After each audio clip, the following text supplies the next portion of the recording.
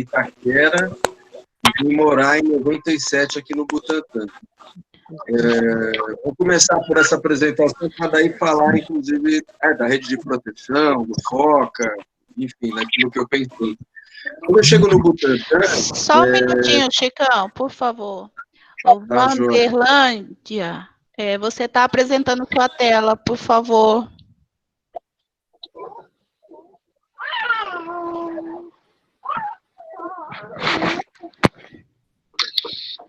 Vanderlândia, você está compartilhando a sua tela.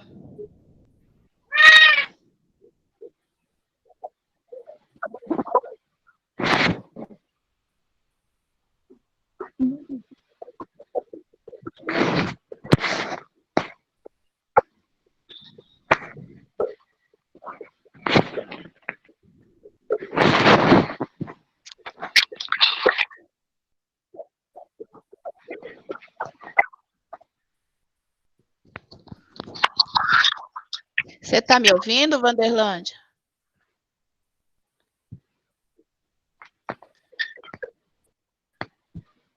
Ela sair e voltar, se ela não está conseguindo, ela pode sair do link e voltar, porque daí acho que ela finaliza.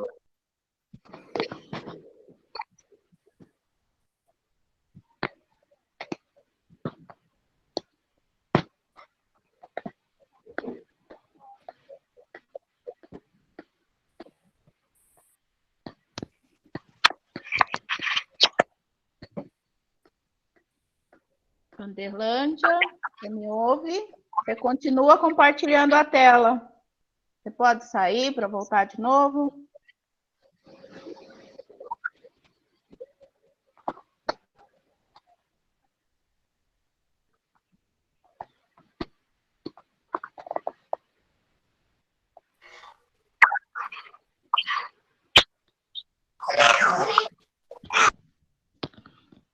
Ai, tá. Deixa eu ver o que eu consigo fazer aqui, gente. Você pode tirar ela da reunião e ela volta depois. Bom dia.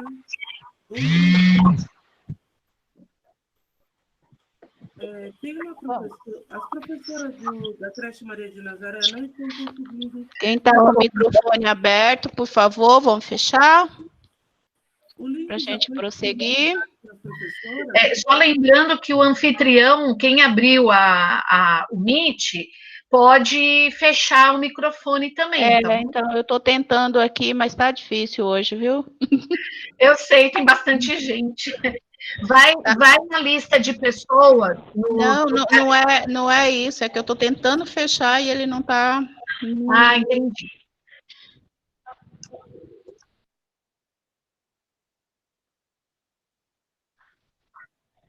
Estou aqui, viu? Uma hora que você falar, para eu continuar. Acho que podemos ir, Chicão. Continua? Uhum. Então tá, joia, gente, né? Acho que mais gente entrou. Sou Francisco, apelido Chicão, trabalho na Escola da Vila, né? Sou formado em Ciências Sociais, sou orientador educacional na escola, e desde a minha adolescência eu me identifico, me apresento como militante da área da infância, né? Então, estava falando aí quando eu venho morar aqui na Zona Oeste, né? Eu sou da Zona Leste, mas a minha relação com a educação e um pouco do que eu vou falar hoje tem a ver com a minha adolescência. Eu fui um adolescente em Itaquera, né, vivi uma realidade também, né, de dificuldade econômica, morava num bairro popular, né, costumo contar a história, né, que eu era o único adolescente branco num conjunto de colegas ou negros ou pardos. Em função disso, a gente sofria, né, permanentemente abordagem policial na rua, circulando, né, indo para os lugares, enfim, e eu era sempre separado dos meus amigos, e geralmente a polícia perguntava, né, de forma bastante desrespeitosa aos meus colegas, e aí, neguinho, e aí, macaco, tá levando o bebezão para onde? Tá levando o playboy para onde, né? Meu apelido entre os meus amigos por muito tempo ficou playboy, né? E isso me incomodou por muito tempo, e eu cresci, minha adolescência e juventude, muito pautado por isso, né? Um sentimento de raiva grande, um sentimento de indignação. E na Zona Leste, isso nos anos 80, eu era adolescente nos anos 80, infelizmente, né, não culpo as minhas escolas, mas as escolas naquele contexto eram escolas mais autoritárias, escolas, né, com mais dificuldade, inclusive, de atuar, então a gente não tinha espaço de escuta, de acolhimento, pensar em grêmio muito menos, pensar em sarau, pensar em atividade que a gente pudesse minimamente, né, potencializar o que a gente pensava. Então, como adolescente de escola, eu era um adolescente extremamente incomodado, extremamente pouco afeto à escola, e foi na rua, foi com movimentos sociais, foi com movimentos ligados à Igreja Católica, pessoal da Teologia da Libertação, advogados da OAB, médico sanitarista, nos anos 80, lá na região de Itaquera, que eu começo, então, a ter acesso a uma outra dimensão de participação, de estudo, de reflexão, né, de cidadania. E aí eu vou fazendo a minha trajetória como adolescente, né, vou para a universidade. Na universidade, então, acabo me apropriando mais dessas referências, né, sobre a democratização do país, e eu queria ir um pouco por aí, né, então estou mudando um pouco a minha fala, já que a gente atrasou um pouquinho, né, mas acho que para falar de rede de proteção, para falar do Estatuto da Criança, a gente tem que falar da redemocratização do país. Então, a Constituição de 88, ela é, né, entendida como Constituição cidadã, é uma Constituição que apresenta para a gente, então, valores de uma dimensão de sociedade que a gente reivindicava no período da ditadura, uma sociedade democrática, né, que estimula a participação. Pensando nisso, né, falar em democracia a partir da Constituição de 88 não é falar só de democracia representativa, é falar de democracia participativa, é falar de controle social do Estado, é falar da cidadania que se faz todo dia, né, nos espaços do diálogo, nos espaços de construção coletiva, nos espaços de formação comum. Então, é nesse contexto que eu trago a minha fala, e é nesse contexto que surgem o Fórum de Defesa da Criança e do Adolescente aqui no Butantã. Então, quando eu venho da Zona Leste para a Zona Oeste, isso em 97, eu tento buscar aqui na região essa referência da participação comunitária, dos coletivos, dos grupos que atuavam aqui na região. Até 2000, a gente tinha tido aqui na região do Butantã experiências de Fórum de Defesa da Criança, mas não do jeito que a gente entende, né? Com participação, com frequência, com efetividade, com articulação no território. Foram experiências que aconteceram em época de eleição de Conselho Tutelar. A primeira eleição de Conselho Tutelar, ela é de 92, aqui na cidade de São Paulo, foi no fim do governo da Erundina, não, né, então ela institui, antes de deixar o governo, o primeiro CMDCA, o primeiro Conselho Municipal dos Direitos da Criança e do Adolescente, e a primeira eleição dos conselhos tutelares. Eu, inclusive, fui conselheiro tutelar na primeira gestão, eu era educador da Pastoral do Menor, na época, na Praça da Sé, e a gente atuava. Então, quando a Erundina está saindo, antes dela sair, antes dela deixar o governo, ela mobiliza os vários coletivos, movimentos, universidade, para discutir a realização, né, a implementação do primeiro Conselho Municipal dos Direitos da Criança e a eleição para os primeiros conselhos. Então, naquela época, nós que fomos eleitos, né, como militantes mesmo, né? A gente não tinha salário, não tinha quadro de trabalho, não tinha horário, então a gente constituiu isso na primeira gestão dos conselhos tutelares. Estou falando disso porque é uma história, então, a partir de 88, né, de afirmação de espaços de controle social, espaços de participação. Os conselhos variados estão nessa dinâmica, né? O Conselho Municipal da Criança, os conselhos de saúde, os conselhos tutelares, os conselhos de parque, os conselhos gestores de parque. Então, essa dimensão é uma dimensão conquistada com a Constituição de 88, né? Que aposta na democratização do país de forma mais ampla e de forma mais intensa, mas que desde 88 a gente teve muita dificuldade de implementar isso, porque os governos variados, isso no plano municipal, estadual e nacional, dependendo da sua leitura de mundo e do seu projeto de país, entendem os conselhos, entendem a participação da sociedade civil como uma pedra no sapato, como um problema, né, como um dificultador para as ações que eles, governos, querem ter. Então, ao mesmo tempo que, a partir de 88, a gente tem uma busca efetiva de ampliar a democracia participativa, a gente tem também um combate quase que diário de garantir a participação da sociedade civil. Então, o Fórum da Defesa da Criança e do Adolescente aqui no Butantã, ele vem nesse contexto de entender, né, que a ampliação dos espaços de participação e, principalmente, o entendimento de criança e adolescente como sujeito de direito, né, então também, já fazendo a transição para o ECA, a implementação do ECA 90, a gente faz essa mudança de paradigma, né, a criança e o adolescente não mais como um objeto de controle dos adultos e de determinação dos adultos, mas como um sujeito, como uma pessoa, como um indivíduo que tem vontade, né, e que tem, sim, o direito de manifestar essa vontade. E aí acompanhar essa criança, esse adolescente, né, na capacidade de se manifestar, na possibilidade de organizar o que pensa, de dizer o que quer, de dizer o que sente ser ouvido.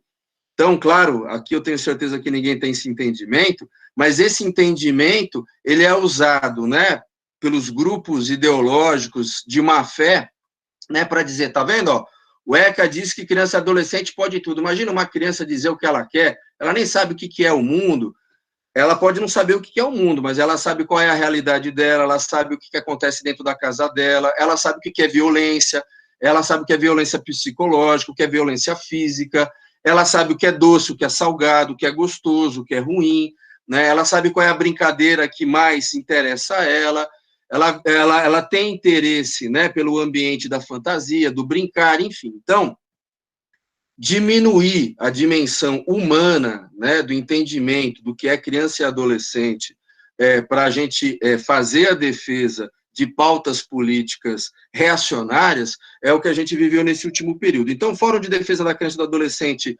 atua no Butantã desde 2001, né? Então a gente vai completar 20 anos ano que vem, e garantindo exatamente essa experiência de participação de crianças, adolescentes, educadores sociais, professores e professoras, agentes da saúde, né, da assistência social, para que de verdade a gente avance nessa pauta de defesa dos direitos da criança e do adolescente no nosso território.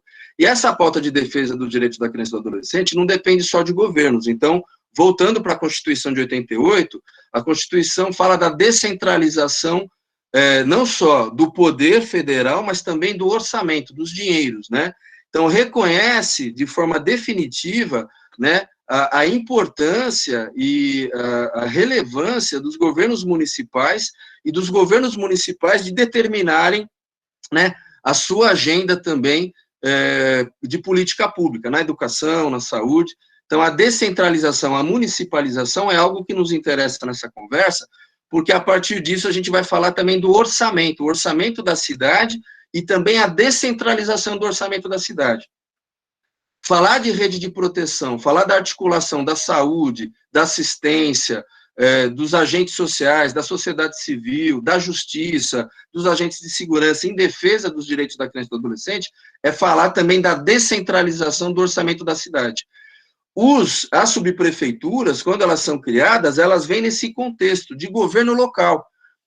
O prefeito na cidade de São Paulo, ele não tem condição lá do centro da cidade de governar a cidade de lá. Ele precisa, sim, dessa estrutura de governança local que precisa de autonomia e precisa de dinheiro. Então, pensar subprefeituras nessa dinâmica de governança local é pensar de orçamento e é pensar também nas seções das secretarias diferentes com poder e autonomia para atuar no território, entendendo qual é esse território, entendendo quais são as carências, as necessidades desse território, articulando as suas secretarias, os seus técnicos, os seus funcionários, também para pensar a política pública no território. A política pública ela não pode ser pensada só de forma centralizada no município, né? Ela tem que pensar exatamente nessas diferenças que são regionais, que são territoriais. Então, a gente avançou pouco nessa realidade, né? A gente avançou pouco nessa realidade para a educação, para a saúde, para a assistência social, né? Para a inovação e tecnologia, para a discussão de meio ambiente. Então, hoje a gente fica submetido a uma pauta que vem de cima, né? Sem capilaridade e possibilidade de atuar territorialmente. Hoje, as subprefeituras são zeladorias, voltaram a ser zeladorias. Uma outra questão importante, pensando em governança local e pensando na possibilidade de efetivar a rede de proteção, é a questão do Estado, entender o papel do Estado. Então, nos últimos anos, a gente vem com uma agenda, né, de combate ao Estado, de desmonte do Estado. Então, essa é uma agenda que a gente tem que discutir. Mudanças na governança, elas podem ser pensadas, prioridades podem ser pensadas, mas o desmonte do Estado, ele atende a uma pauta política, uma pauta ideológica, que é a de fragilização de direitos e é a da desresponsabilização do Estado de ser o promotor da defesa de direitos. Então, na Constituição Federal e no Estatuto da Criança e do Adolescente, a gente fala que criança e adolescente é responsabilidade do Estado, da família e da sociedade civil. Esse é o tripé que vai dar, inclusive, a referência para a gente pensar a rede de proteção. Mas sem o Estado cumprir o papel dele, sem o Estado ter a força que ele precisa, né, como um articulador, como um mediador e como um responsável pela política pública, esse tripé está manco. Então, eu estou colocando esses conceitos, né, estou tentando ser bastante genérico, só para a gente depois poder fazer o debate, fazer a conversa, e passar a palavra para a professora Juliana e para as minhas colegas aí, a Mariana e a Lídia, mas a gente, para falar exatamente de rede de proteção, precisa considerar esses ambientes também. Então, aí tem a ver com a discussão do Estado, o desmonte do Estado, com o desmonte, né, e o combate ao papel do servidor público. Então, qualificar, melhorar o serviço público, essa é uma agenda permanente de todo mundo que está no serviço público, de todo mundo que atua, mas usar essa agenda, que é melhorar cada vez mais o serviço público, potencializar o serviço público, para desmontar o serviço público, isso é uma agenda que a gente vem acompanhando nos últimos anos, e isso tem a ver também com a fragilização da rede de proteção. A rede de proteção, ela depende da sociedade civil, da família, da comunidade organizada, mas do Estado. E os servidores são a ponta de lança nessa representação do Estado, né, na atuação, na articulação, na mobilização e na defesa dos direitos de crianças e adolescentes no território. Então, essa agenda que a gente vem acompanhando, o combate também ao serviço público, o desmonte do serviço público, isso também é um problema muito grave no sentido da defesa dos direitos de criança e adolescente. Acho que em linhas gerais eu tenho tempo ainda, André, porque o André sabe que eu falo muito, eu tentei correr, tá, turma? Quanto tempo? Não tem mais tempo, tá ótimo, Chicão. Por favor, continue. Juliana também está pensando bastante, né, Juliana? Tenho mais quanto tempo? Só para eu... mais uns 10 minutos, pelo menos, por favor. Puxa vida, olha, nunca fui tão rápido, acho que... Então, acho que pensando esse contexto, aí eu vou direto, então, fazer o convite para que vocês conheçam o Fórum de Defesa da Criança, o FOCA, e que participem, né? Então, o Fórum de Defesa, ele é um instrumento da sociedade civil, né? Ele é uma das possibilidades que a própria Constituição de 88 garante, né? Então, a Constituição de 88 garante a livre organização da sociedade para que coletivamente ela se mobilize e se articule na defesa de direitos dos variados. Mobilidade urbana, a questão da terceira idade, dos idosos e da criança e do adolescente. Os fóruns de defesa regionais, eles não são uma invencionice da gente que está aqui no Butantã. Eles estão ligados a uma estrutura de controle do Estado e de promoção do direito da infância que vem a partir, inclusive, da criação do Fórum Nacional de Defesa dos Direitos da Criança e do Adolescente. E a partir da criação desse Fórum Nacional, né, o compromisso permanente de regionalmente criar espaços de articulação da sociedade civil para, junto com o Estado e junto com instituições privadas, pensar exatamente a política pública territorializada. Então, o Fórum dos Direitos da Criança e do Adolescente do Butantã, ele está inserido nessa dinâmica, nessa lógica.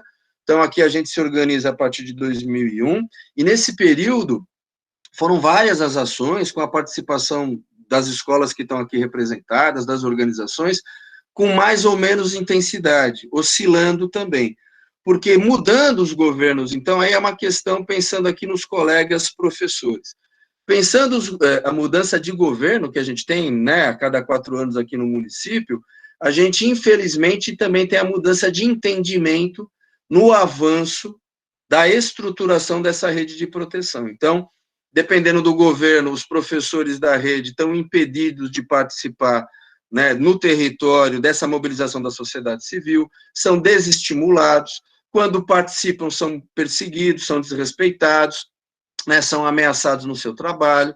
Então, a gente acompanhou em governos diferentes, né, entendimentos e iniciativas diferentes com os professores. O que a gente defende é que os professores da rede municipal, da rede estadual, que os servidores da saúde, da assistência social, a gente possa mensalmente se reunir através do Fórum de Defesa e, com as agendas do território, pensar os polos da rede de proteção. Então, hoje também, no Fórum de Defesa do Butantã, com apoio, né, da educação, dos representantes da educação, o pessoal do NAAPA que está aqui, o pessoal da saúde, a gente vem de novo, né, porque a gente já oscilou aqui no território com essa organização, a gente vem de novo tentando resgatar os polos de proteção aqui no território. Então, pensando nos distritos, nos 5 distritos, né, então a subprefeitura do Butantã está dividida em 5 distritos, que é Vila Sônia, Butantã, Morumbi, Raposo Tavares e Rio Pequeno. Então, a gente articular as escolas que estão nesses distritos, articular os equipamentos de saúde, articular a comunidade, para fazer exatamente o acompanhamento mais acurado, né, mais cuidado, da articulação desses serviços na defesa dos direitos da criança, né.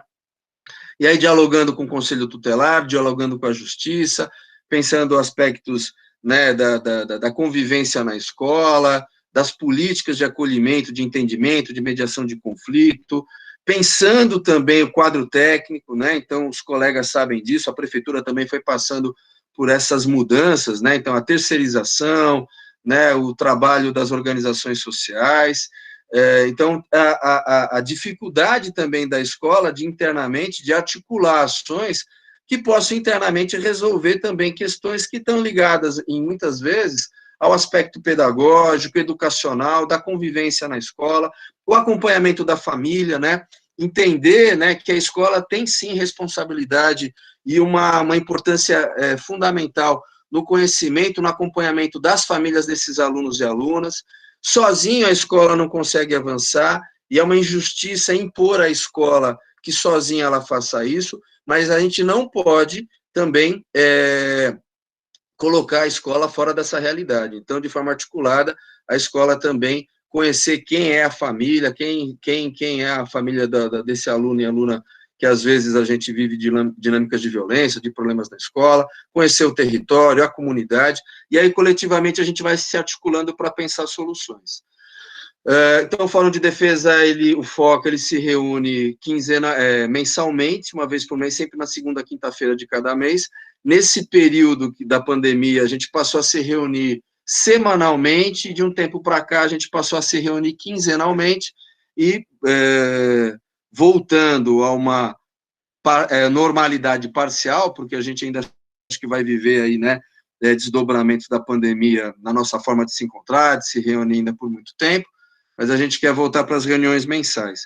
É importante que as escolas participem, que tenham representantes. A ideia de ter um professor representando a escola é ele ser um motivador e um articulador dentro da própria escola, dessa conexão com outras escolas do território, com os outros serviços, com os CCAs. A gente tem agenda, então, para além da reunião mensal do fórum, a gente tem agendas dos adolescentes, dos grupos de formação, dos grupos de estudo, dos grupos de ação, das atividades culturais. Então, às vezes, a gente tem o adolescente e o professor compartilhando com a gente, olha, lá na minha escola, a gente está num momento muito ruim, a gente não consegue ter a parceria, né, da equipe gestora ou dos colegas, e aí não é crítica nem a equipe gestora nem aos colegas, mas é o momento que a escola está vivendo, de alguma dificuldade específica, da troca de profissionais, né, da mudança, do trânsito dos profissionais. Então, a gente não está conseguindo, mas a gente tem lá uma meninada que está a fim de se articular com outros grêmios, de fazer alguma atividade, e pelo fórum a gente vai conseguindo dar vazão para isso. Pelo fórum a gente vai conseguindo aproximar essas realidades, esses adolescentes, esses educadores, né? Pensar atividades comuns. Às vezes uma escola não consegue sozinha fazer uma atividade, mas articulada com outras escolas, ou com CCA, ou com o próprio FOCA, a gente consegue desenvolver alguma ação, mutirão, algum debate, algum slam, e a gente, nesse último período, né, a gente conseguiu realizar regionalmente as conferências regionais dos direitos da criança e do adolescente. Então, dentro do calendário nacional, a partir aí dos anos 90, a gente tem essa dinâmica das conferências, da saúde, da assistência, as conferências da cidade, mas que também nos últimos anos elas foram sendo combatidas, desarticuladas, e a gente está num momento de incerteza, né? As conferências não estão acontecendo. Então, nesse momento, no governo federal, existe aí um desmonte dessas estruturas de conferência, de encontro, de debate, e a gente entende que na dinâmica de criança e adolescente, esses são espaços fundamentais. Então, é papel nosso discutir política, né? Sem discutir política, a gente não vai discutir a qualidade do serviço público. Sem discutir política, a gente não vai enfrentar o desmonte do Estado e o combate ao servidor. Sem discutir política, a gente não vai fazer a defesa dos direitos de criança e adolescente, pensar a rede de proteção. A gente não vai pensar a ampliação do número de conselhos tutelares. A gente não vai combater a apropriação dos conselhos tutelares por grupos políticos, grupos ideológicos ou por igrejas. Nesse momento, na cidade de São Paulo, a gente tem um problema seríssimo, né, que é a ocupação dos conselhos tutelares por grupos religiosos. Então, nada contra as religiões, eu mesmo sou católico, fui seminarista, a experiência na Zona Leste com os grupos de participação nos anos 80 me aproximou de uma dimensão de igreja mais participativa, né, que combate a desigualdade social, né, me associei ao pensamento da teologia da libertação, fui ser seminarista e sou um católico atuante, atuo na minha paróquia, a paróquia Nossa Senhora de Fátima, que fica aqui, né, no Ferreira, mas são coisas diferentes, não é a dimensão da minha fé, da minha religião, que vai determinar para a cidade ou para o país qual é a política que a gente tem que assumir coletivamente. Somos um Estado laico, e como Estado laico a gente tem que pensar política pública. E, infelizmente, não só na cidade de São Paulo, mas nas cidades de forma geral, né, a pauta religiosa, e eu não vou dizer conservadora, a pauta reacionária, porque a pauta conservadora ela tem lá o seu sentido, ela tem lá o seu canal de diálogo, posso discutir, ser contra, mas a gente deve, então, fazer o debate, o que é, né, uma sociedade mais progressista, uma sociedade que faz a defesa de um modelo mais conservador. Agora, a pauta reacionária, a pauta que combate avanço, a pauta que combate política pública, a pauta que combate defesa de direitos, essa a gente não deve aceitar. E, infelizmente, né, hoje na cidade de São Paulo, são, né, vou dizer que pelo menos quase metade dos conselhos na cidade de São Paulo estão ocupadas por essa dinâmica, que vai contra o Estatuto da Criança e do Adolescente, que vai contra a Constituição de 88, que vai contra toda a legislação de defesa dos direitos da criança a partir de 89 também, Convenção dos Direitos Humanos, Convenção dos Direitos da Criança e do Adolescente, vai contra a própria legislação de educação, que vai se fiando e vai se apoiando nesse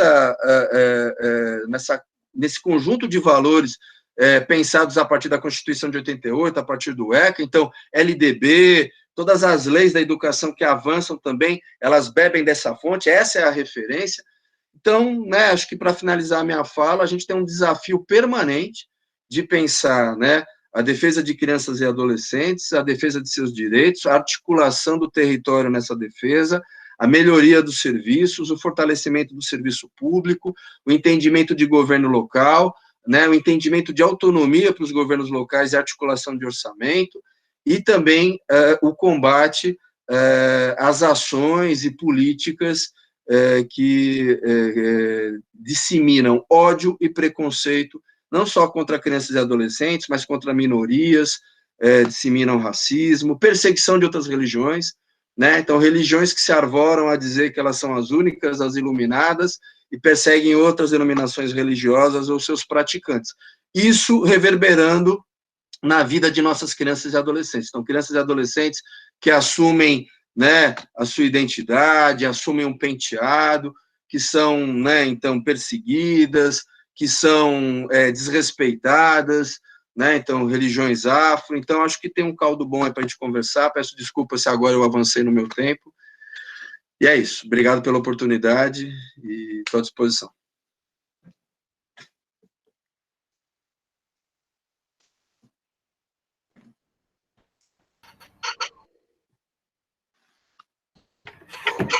Obrigado, Chicão, obrigado pela fala, viu? Nós vamos contar agora com a Lídia e com a Mariana, profissionais do NPJ também vão se apresentar, e no final nós vamos ter aí as perguntas, o diálogo via chat com os profissionais da educação que estão aqui conosco. Bom dia, gente, tudo bem? Eu sou a Lídia, sou assistente social de formação, nesse momento eu estou na gestão lá do NPJ. Acho que a fala do Chicão vai casar, a gente vai falar mais sobre o serviço, mas na hora que a gente vai começar a explicar a realidade do serviço, acho que vai ter muita relação com tudo isso que o Chicão trouxe, acho que a gente vai conseguir amarrar, aí a Mari vai começar. Mari? Oi, bom dia para todos e todas. Eu não vou ligar minha câmera agora, que eu vou apresentar para vocês o PowerPoint, tá? Eu só vou colocar aqui agora. Aí vocês me dão um toque se tá tudo certo aí para vocês.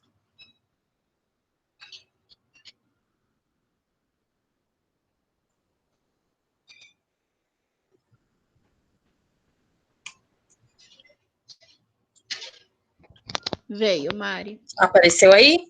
Sim. Tá, então eu e a Lídia somos do NPJ Butantan, né? Que no nome, na teoria, é Núcleo de Proteção Jurídico, Social e Apoio Psicológico. O nome é um pouco extenso, né? Todos podem continuar chamando de NPJ. A Lídia já falou um pouquinho, né? Ô, Lídia, você quer se apresentar? Eu me apresentei já, Maria, já pode continuar. Tá bom, eu sou Mariana, né, sou formada em psicologia, atualmente eu sou técnica, né, eu componho a dupla de técnicas do NPJ, do Butantan. Só para contextualizar vocês um pouco em relação à política de assistência social, né, atualmente ela é composta pelo CRAS, né, que é da proteção básica, e por nós do CREAS, que somos da proteção especial. Então, o que é o CREAS? Né, uma unidade pública onde se ofertam serviços especializados e continuados a famílias e indivíduos nas diversas situações de violação de direitos, que a gente vai falar um pouco mais para frente, numa perspectiva de potencializar e fortalecer sua função protetiva. Né, atualmente, eu acredito que a maioria de vocês já tenham ouvido falar, pelo menos de alguns, né, os serviços são compostos, então, pelo NPJ, pelo SPVV, que é o Serviço de Proteção Social às Crianças e Adolescentes Vítimas de Violência, os SAICAS, que são Serviços de Acolhimento Institucional para Crianças e Adolescentes, os SEAS, que é o Serviço Especializado de Abordagem Social, os MSEs, que são Serviços de Medidas Socioeducativas em Meio Aberto, o CDCM, que é o Centro de Defesa e Convivência da Mulher, o CDI, que é o Centro de Dia do Idoso, a ILPI, que é Instituto de Longa Permanência para Idosos, e, por fim, o CTA, que é o Centro Temporário de Acolhida. O nosso quadro atual, né, de funcionários, tem a gerente, que é a Lídia, são 2 técnicos assistentes sociais, que é a Elisete e o Joelson, as 2 técnicas psicólogas, que sou eu e a Andressa, uma técnica advogada, que é a Caterine, e uma auxiliar administrativa, que é a Tatiane. Então, esse é o quadro atual. A caracterização do nosso serviço, né? Ele é um serviço conveniado à SMADES, que é a Secretaria Municipal de Assistência em Desenvolvimento Social, e atualmente essa execução é realizada pela ONG, né, pela Associação Fala Mulher. O serviço é referenciado ao CREAS com a finalidade de assegurar atendimento especializado para apoio, orientação e acompanhamento a famílias com um ou mais de seus membros em situação de ameaça ou violação de direitos. A gente visa a promoção de direitos, preservação e o fortalecimento de vínculos familiares, comunitários e sociais, fortalecendo a função protetiva das famílias diante de um conjunto de condições que as vulnerabilizam. Então, como a gente atua lá no NPJ, né, o que a gente faz? A gente realiza atendimento e ou acompanhamento, né, se for necessário, a indivíduos e ou suas famílias, né, com o intuito de fortalecer o papel protetivo. Como? Lá a gente ministra grupos socioeducativos, a gente realiza visitas domiciliares, né, quando a gente julga necessário, atendimentos psicossociais, no nosso serviço, né, ou na residência. Atendimento jurídico também, né, quando surge alguma demanda jurídica. Articulação e encaminhamentos aos serviços da rede.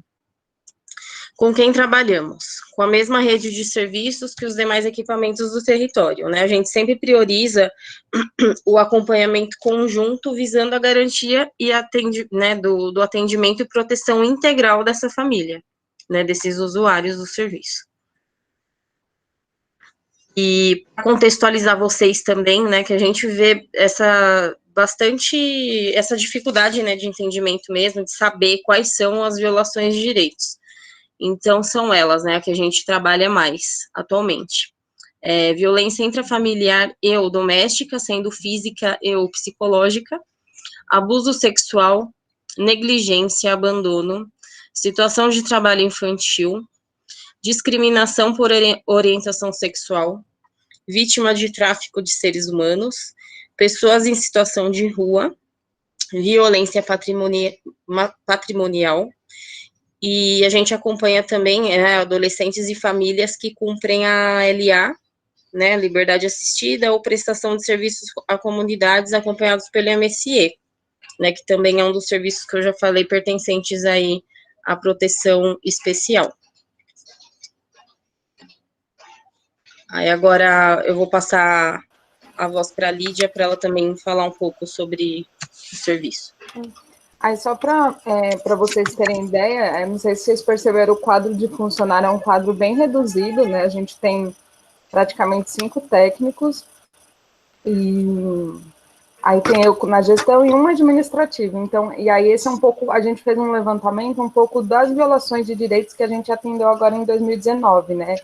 Tem muitos casos aqui no território do Butantã, né? Os casos de pessoas em situação de rua é o que mais a gente atende, e a violência intrafamiliar e negligência e abandono, né? Acho que esse é que os gráficos apontam, né? A gente tem um índice de abuso sexual, mas aí eu já falo com vocês que a gente percebe também uma subnotificação. Acho que isso não é um problema. A gente tem grandes subnotificações de violações de direitos, e mesmo assim a gente atende esse número elevado. Pode passar, Mário.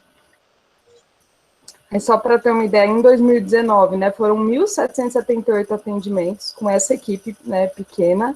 Aí teve 204 atendimentos jurídicos, 259 famílias atendidas, 273 visitas, 49 grupos socioeducativos. Esse ano de 2020, os grupos foram, né, encerrados por motivos óbvios, né, então a gente não está fazendo as atividades, e a gente achou que a gente perdeu muito isso, porque era uma forma que a gente conseguia otimizar, conseguia trabalhar de maneira mais coletiva. Pode passar, Mari. As formas de acesso, né, ele pode vir de forma espontânea, acho que isso era uma coisa que eu queria falar, a escola pode encaminhar para a gente, né, eu sei que tem uma orientação de sempre acionar o conselho, quando é identificado algum caso de violência, de abuso, é importante acionar o conselho por via de notificação, mas a escola pode entrar em contato com a gente, assim, porque o que a gente percebe lá é que às vezes demora muito para a situação, sei lá, violência sexual ou violência familiar chegar no serviço, e aí quando a gente consegue, tem acesso a denúncia, a situação familiar já mudou completamente, ou às vezes a gente já nem consegue mais acionar a família. Então, acho que seria legal, né, acho que nas redes de proteção, enfim, tem esse exercício também da gente afinar esses fluxos, seria legal, em alguns casos, já, né, entrar em contato com a gente direto, ou orientar a própria família, dependendo da situação, a nos procurar. Eu acho que isso já comeria aí um espaço que prejudica muitas vezes o trabalho, porque isso vai para o conselho tem uma demanda, assim, gigantesca, até o conselho ter ciência do caso e mandar para a gente, isso já foi um tempo que o tempo da violência às vezes não pode esperar. E aí, quando a gente vai ter acesso à família, às vezes a gente já não consegue avançar muito.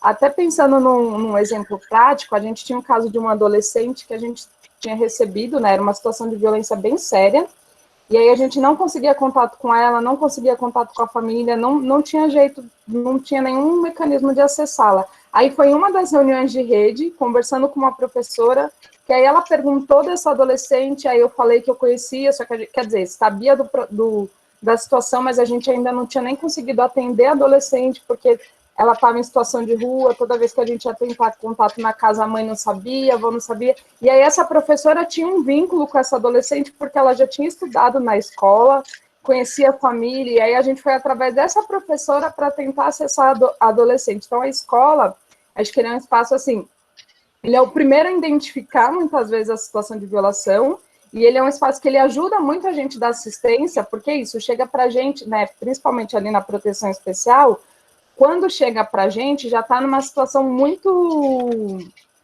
sim, muito avançada de violação, e aí você perde o fio do vínculo, porque é isso, a gente também trabalha lá, a gente vou explicar isso um pouco melhor, mas muito nessa linha do vínculo, né, a gente não está ali para punir a família, a gente tenta trabalhar, porque a família traz esse discurso, acho que o Chicão falou, a criança sabe tudo, então, não, a gente traz justamente isso para dizer para a família que a gente também está ali para apoiar a família nesse cuidado com o filho, porque a gente está falando de Brasil, então a gente entende de gerações de violação de direitos, assim, a gente tem às vezes a família está cometendo aquela violência, né, aquela violação, mas ela nem percebe que isso é uma violência ou que essa é uma violação, então a gente tenta trabalhar um pouco nesse reconhecimento da violência, nesse cuidado, enfim. Mas, às vezes, a situação está tão grave que a família nem reconhece e não quer acesso, não quer contato. Então, a gente lá da assistência, a gente vê a escola como uma parceira muito importante. E é isso, a rapidez nesse momento, ele diz muito, assim, né? Enfim, mas aí eu vou aprofundar isso um pouco mais para frente. Mas aí todos os órgãos, né, da rede podem encaminhar, e inclusive de forma espontânea. Às vezes, se a família não aceita algum encaminhamento, alguma coisa, vocês podem dizer que o CREAS está lá, que o NPJ existe, assim, porque a família, no momento que ela se sentir também à vontade e à necessidade, ela vai comparecer. E aí os encaminhamentos eles são todos feitos por esse e-mail aqui, né, sasbutantan@prefeitura. A gente é um serviço conveniado, e aí acho que isso vai um pouco nessa fala, né, do Chicão, que também trouxe essa questão da desresponsabilização do Estado, de chamar as organizações para assumir alguns papéis. Então, lá, na assistência, a maioria dos serviços são feitos de forma indireta, né? Então, são muitas ONGs fazendo, então, mas o fluxo ainda é por via prefeitura, porque tem toda uma responsabilidade da política de assistência, uma responsabilidade estatal. A gente atende Butantã, Vila Sônia, né, Morumbi, Raposo Tavares, aí tem o endereço, Maria, tem alguma coisa cobrindo o horário.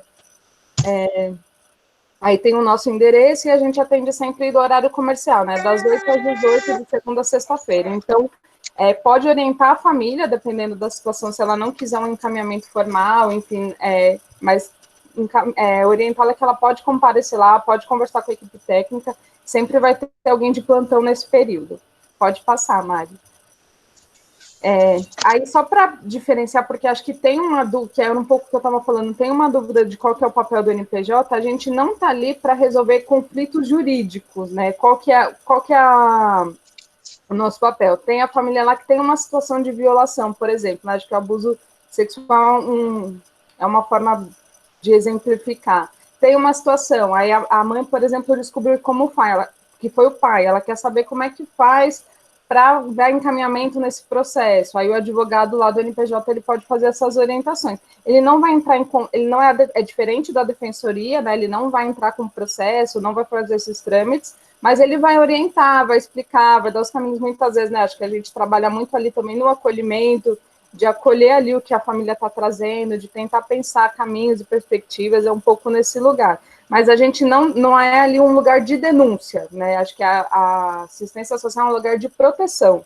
A gente não está ali para ter denúncias da família, a gente está ali para protegê-la, né? Mesmo que essa família esteja, de alguma forma, cometendo alguma negligência. Né? A gente não vai fingir que não está vendo a negligência com a criança, a gente vai trabalhar em cima disso. Mas não no sentido de punir a família, acho que é de contextualizar tudo que aquela família está vivendo, os porquês da negligência e como é que a gente faz para romper e amenizar essa situação. Pode passar, Mari.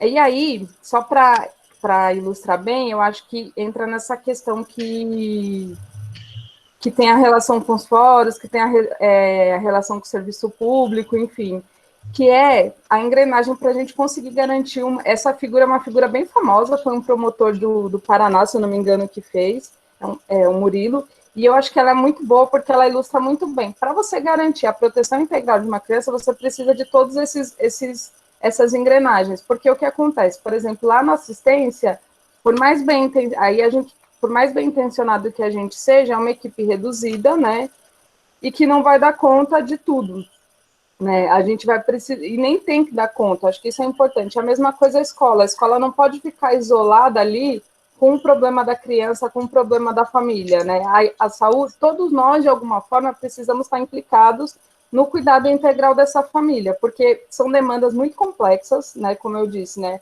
a gente fala de Brasil, que é um país que tem uma série de problemas, tem uma desigualdade social imensa, né, e isso gera uma violência imensa. Essa própria fundação, ela vem de vários processos violentos, então temos a violência como um recurso, né, tipo, para lidar com as coisas, então a gente precisa pensar em tudo isso, né, para poder garantir o cuidado, para garantir essa mudança de mentalidade.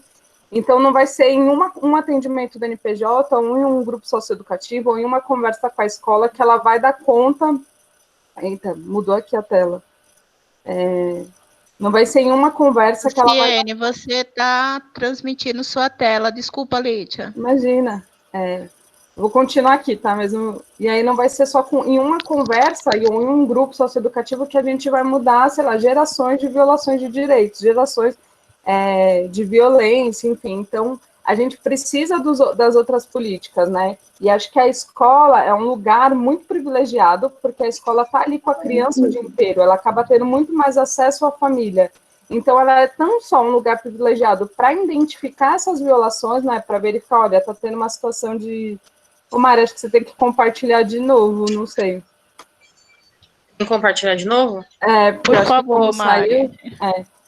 A escola é um lugar privilegiado não só para identificar essas violações, né, e para tomar algumas atitudes rápidas, né, buscar essa ajuda da saúde, da assistência, enfim, para conseguir amenizar ou superar essa situação de violação, como a escola é um espaço muito importante para identificar as possíveis...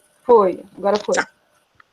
Como a escola é um espaço muito importante para, de alguma forma, identificar as possíveis violações, é um lugar de prevenção.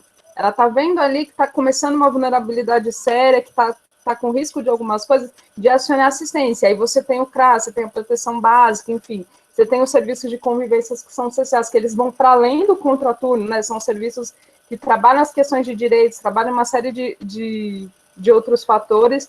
Então, tudo isso é muito importante para a gente conseguir garantir uma proteção integral. Se uma dessas engrenagens, de alguma forma, elas não funcionam, a gente não consegue. E aí, uma coisa que foi falada e que eu acho que é muito importante é a discussão do recurso público. Porque, assim, para a gente garantir nos serviços, né, da assistência, na educação, na saúde, seja onde for, sem recurso público, é muito difícil. E eu acho que a gente vem nesse movimento de perda, né? A gente tem a PEC que foi lançada em 2016, que é a 55, que fala desse teto de gastos. Isso tem prejudicado imensamente, porque isso tem... Se a gente já vinha num movimento, né, esqueci a palavra, de precarização do serviço público, eu acho que com esse teto de gastos, acho que a gente tem vivenciado questões muito piores, e aí o que a gente tem percebido é um aumento da pobreza, um aumento da desigualdade, um aumento da violência, e aí nós também lá, enquanto NPJ, acho que é legal compartilhar, até para vocês entenderem a realidade, que às vezes a gente demora para responder, enfim, porque a gente não está dando conta, porque a gente tem uma demanda muito grande, uma equipe reduzida, e a demanda aumentando, e aí a gente, né, não tem nenhuma probabilidade nesse momento de aumento, né, a gente tem brigado por um aumento de equipe, não veio, né, e não sei se vai vir, mas a gente ainda continua na briga, assim, né, acho que é uma questão, porque é isso aí, as demandas vão aumentando, só que a gente não tem verba para ampliar o serviço, isso tem uma relação direta com o teto. E aí, né, isso é uma questão que também envolve questões de prioridades, né? Você pensar uma cidade como São Paulo, eu acho que esse pouco recurso que vai para assistência, até para educação, para a saúde, não é uma questão necessariamente de orçamento. Eu acho que tem uma questão das prioridades e das escolhas. E aí a gente tem sentido nas políticas sociais essas escolhas, assim, a criança não tem sido prioridade absoluta. Acho que isso é importante falar, para até, de alguma forma, a gente ficar menos angustiado, porque lá no serviço, por exemplo, a gente fica muito angustiado quando a gente não dá conta. Mas a gente não vai dar conta porque não depende só da gente, né? A gente precisa desse orçamento, a gente precisa de outros espaços. E eu acho que aí entra o fórum, entre o CMDCA e entre esses outros espaços, porque eu acho que é o lugar para a gente falar disso, para a gente de forma coletiva, porque é isso, individualmente a gente não vai conseguir muitas saídas, né?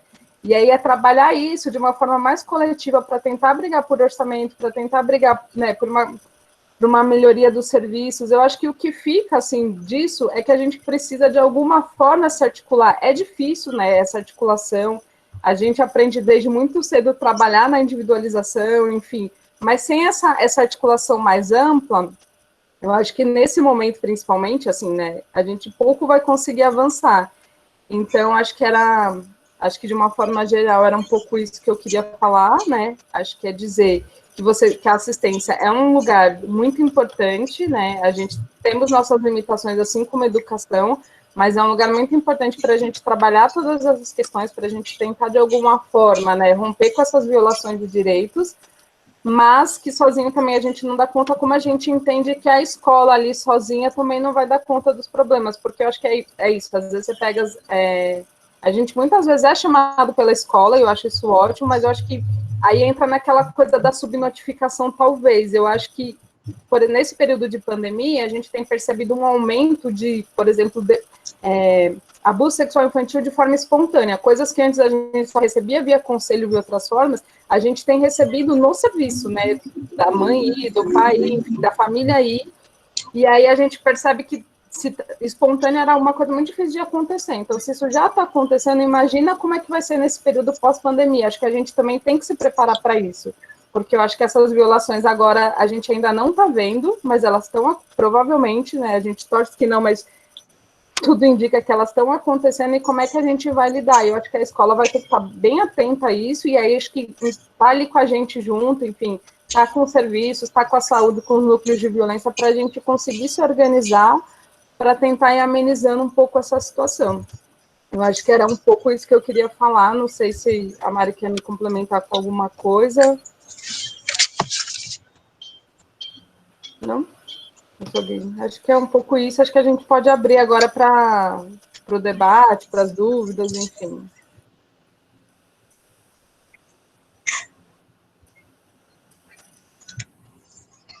É só um minutinho. Lídia, muito obrigado mais uma vez. Imagina. Nós vamos passar agora para a professora Juliana Fonseca. Desculpa, eu não sabia. Tem mais a Juliana, é verdade. E depois...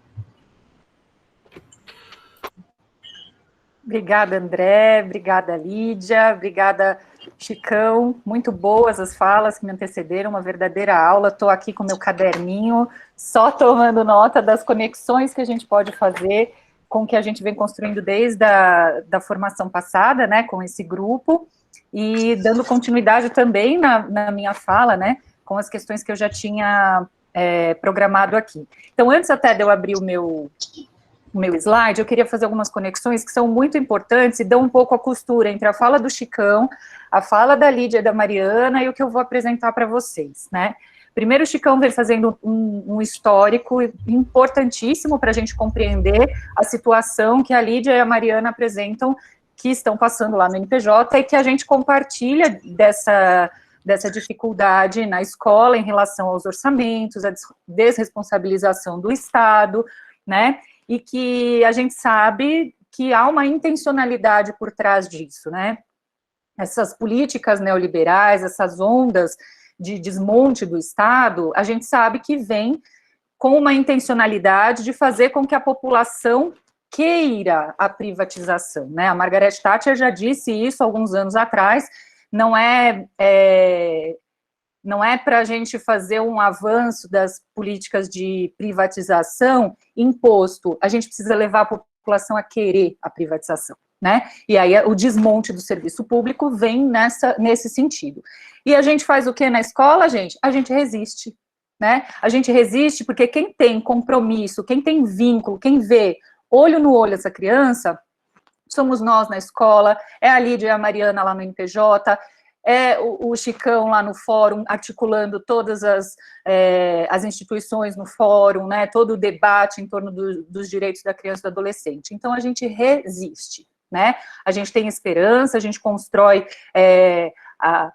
um mundo novo, né? Esse mundo com todas as exigências que a pandemia está trazendo para a gente reinventa esse mundo todo dia e a gente reafirma o nosso compromisso com a infância todo dia, né? Então vem um desmonte do Estado e a gente faz o quê? Resiste. A gente está aqui firme e forte nessa formação super pertinente hoje para esse momento que a gente está vivendo, resistindo e fazendo, sim, acontecer esse compromisso com a infância, né? Ela, como a Lídia disse, ela não está lá na prioridade, mas a gente põe na prioridade, né? Então, a gente continua nos nossos discursos, na nossa militância, no nosso trabalho diário, fazendo com que isso seja visto, né? Mudando, sim, de acordo com as nossas possibilidades. A Lídia e a Mariana destacaram aí, além da apresentação do serviço, que é importante, sim, a gente na escola fazer essa aproximação. Em uma outra formação, eu conversei com vocês sobre a importância da gente articular e cuidar de cada malha da nossa rede. Eu usei a metáfora da rede de pesca, e como é que a gente vai tecendo essa rede de pesca, né? A rede é tecida a muitas mãos, né? A mão da educação, o nozinho da educação nessa rede é um só, né? E como o Chicão bem colocou, a gente não dá conta de tudo sozinho, né? A gente tem um super apoio do NAAPA aqui no município de São Paulo. Quando a gente dialoga com outros municípios, a gente vê a dificuldade, né, dos outros municípios em articular, né, em conseguir encaminhar os casos, de proteger a criança, de criar um currículo de prevenção, de olhar, né, e saber identificar uma situação de violência. Então, a gente precisa, sim, ter essa articulação com a rede. A Lídia falou muito bem da importância da gente fazer a notificação para o Conselho Tutelar, é isso que está na nossa instrução normativa, a instrução normativa número 20 e número 21 da SME, né, da Secretaria Municipal de Educação, desse ano de 2020. Então, quem está com a canetinha, eu vi um monte de gente na câmera anotando coisas, anota aí, instrução normativa 20 e 21 de 2020 é o que vai regular para a gente como é que a gente faz esse procedimento quando a gente tiver uma suspeita ou a revelação de um caso de violência, né? Aí a Lídia falou da subnotificação nesse período, a gente já tinha uma expectativa anterior de subnotificação, porque as pessoas às vezes não sabem notificar, não sabem identificar, as pessoas não sabem como fazer, como notificar, e aí a gente vem vindo num processo formativo intenso com todas as regionais, né, e aqui a equipe do Butantan tem sido muito comprometida com essas formações, para informar como é que a gente faz essa notificação, né, e ressaltando sempre que a gente notifica quando a gente suspeita e quando a gente tem uma revelação, né, então não é para a gente ficar esperando a tal da prova material, que diziam antes que a escola tinha que ter prova, que a escola tinha que colher prova. Não, colher prova é função de outra instituição na rede, não da escola. A gente protege, a gente, quando suspeita, encaminha, tá? A Lídia também colocou a questão de afinar os fluxos, né, estreitar os laços, e ela falou uma frase, Lídia, que eu tomei nota e vou espalhar por aí, vou viralizar a sua frase. O tempo da violência não pode esperar. Se a gente tem uma suspeita, a gente precisa fazer a articulação com a rede, sim, né? Então, na escola, o que é que a gente faz? Inicialmente, a gente encaminha o termo de notificação para o Conselho Tutelar, informa o NAAPA, pega esse mesmo documento que a gente entregou no Conselho Tutelar, leva para a equipe do NAAPA. Por quê? Porque aí tanto o NAAPA e a DRE vão dando todos os encaminhamentos necessários, o Conselho Tutelar também, e como a Lídia falou, como o tempo da violência não pode esperar, se a gente está com o nosso laço, né, cuidando da malha da rede de proteção do nosso território, e a gente já conhece o NPJ, já conhece o CRAS, já conhece o CREAS, já conhece... A gente pode, sim, fazer um diálogo, até no momento do encaminhamento para o Conselho Tutelar. Conselho, eu estou encaminhando aqui, mas a gente já conhece o pessoal lá da assistência, a gente já vai fazer uma conversa. Por quê? Porque a rede de proteção é isso, é assim que a gente vai tecendo essa rede e cuidando de cada nó para não deixar a situação escapar, tá? É só assim que a gente vai conseguir proteger, de fato, as crianças e os adolescentes quando a gente suspeitar de uma situação de violência. E aí, quando a Lídia coloca que a família nem percebe muitas vezes que está cometendo as violências, a gente já refletiu um pouco sobre isso em outros momentos formativos, né, pessoal? A gente tem uma cultura no nosso país que, infelizmente, ainda é uma cultura que naturaliza violências quando as pessoas já sabem que aquilo é uma violência, por exemplo, a violência física, né, que está crescendo muito nesse período de pandemia.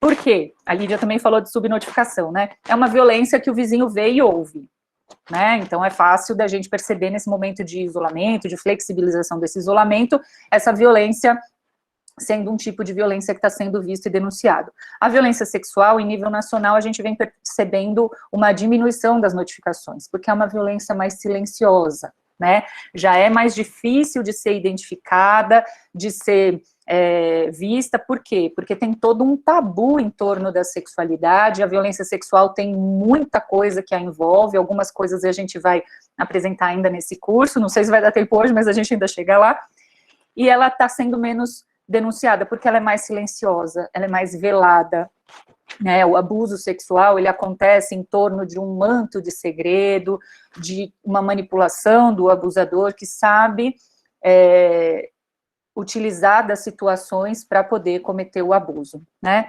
Então, no caso da violência sexual, às vezes a criança não sabe que está sendo abusada. E a gente já teve vários relatos aqui na rede de crianças que soltavam as pérolas, assim, né? Falavam cada coisa lá no banheiro da escola, comentando com a coleguinha, comentavam para o ATE na escola, e aí, né, a gente fala, nossa, isso é um abuso sexual. E a criança falando na maior naturalidade, porque ela falava para o outro como se todo mundo passasse por isso, né? E a gente já ouviu frases assim, sabe aquilo que nosso pai faz com a gente quando a gente está indo dormir? Então, agora está doendo e tal.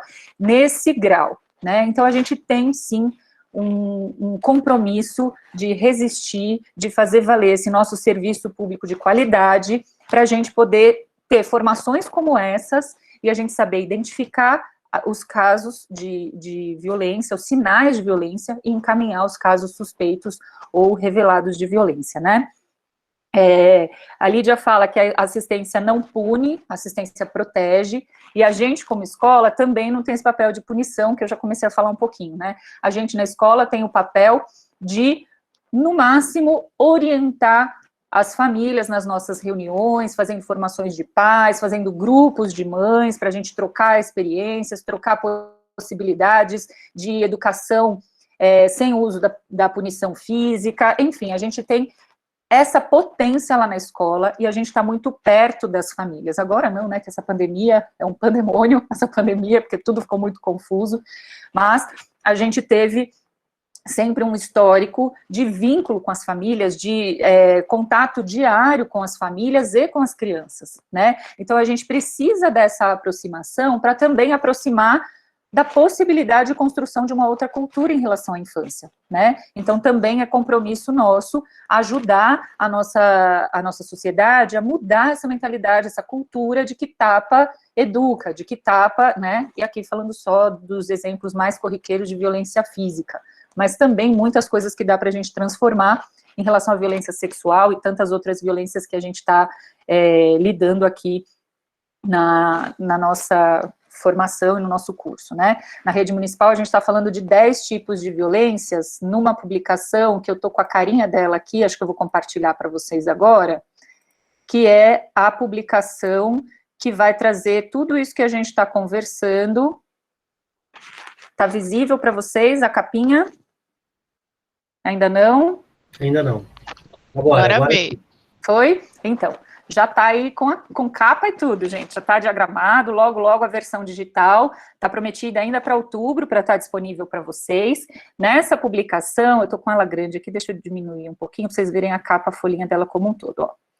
Essa publicação vai trazer, que a gente escreveu desde o ano passado, né? Eu falo, gente, porque eu construí o texto, mas passou pelo crivo de todas as equipes dos NAAPAs, das 13 DREs, teve um olhar de muitas pessoas das DREs, né, da Secretaria Municipal de Educação, Núcleo Técnico de Currículo todo olhando, teve muitos olhares, né, para ajudar a gente a construir essa publicação. E o que essa publicação traz? Ela traz os sinais de cada um dos tipos de violências que a gente está trabalhando aqui, que o PDF já está disponível para vocês, as sugestões, né, de estratégias de prevenção, que foram construídas também com apoio na literatura acadêmica, mas também muito com as contribuições dos NAAPAs e das escolas, das experiências que a gente também viu na rede municipal. Traz sugestões e um olhar para a gente poder acolher a criança e o adolescente no momento que eles fazem uma revelação de violência, como é que a gente deve proceder nessa situação e como é que a gente deve encaminhar, né? E aí, para além disso, de como é que a gente deve encaminhar, tem a instrução normativa também que ajuda a gente a reconhecer isso, tá? Então, a publicação tá aí, vocês já estão vendo a carinha dela, e ainda previsto ainda em outubro para estar disponível para vocês, tá? E aí, quando a Lídia fala, a gente tem uma demanda represada de violências não denunciadas, a gente tem uma expectativa, né, de que a violência está acontecendo muito mais do que o que está sendo noticiado, a gente precisa saber identificar os sinais dessas violências, né, e identificar os sinais para a gente conseguir, em contato com os nossos estudantes, seja um contato presencial, seja um contato por vídeo, seja uma notícia, enfim, qualquer informação que a gente tenha, que a gente tenha um sinal de violência, a gente precisa ficar com a nossa antena mais ligada, mais atenta, e a gente tentar perceber, com todos esses sinais que são comuns nos tipos de violência, a gente conseguir identificar e suspeitar, formar olha, são tantos sinais que ele está demonstrando que está fechando um cenário de que essa criança está sendo vítima de violência. Então, a gente precisa encaminhar a situação.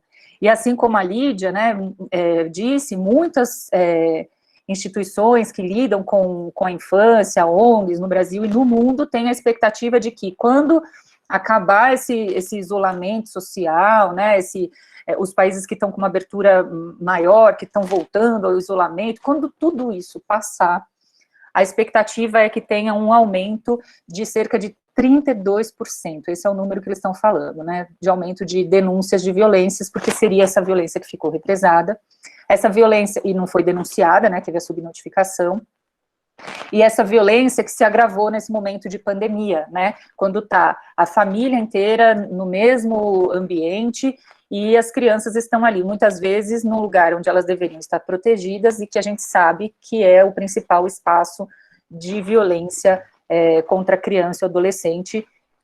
A gente tinha dados do Ministério da Saúde aí falando de 71% dos casos de violência contra a criança e adolescente acontecendo em ambiente doméstico. Então, a gente tem aí já a expectativa do que vem pela frente. E a gente vai precisar saber identificar, sim, para poder lidar melhor com essas situações, tá? Eu vou compartilhar agora a outra tela, e vou ser bem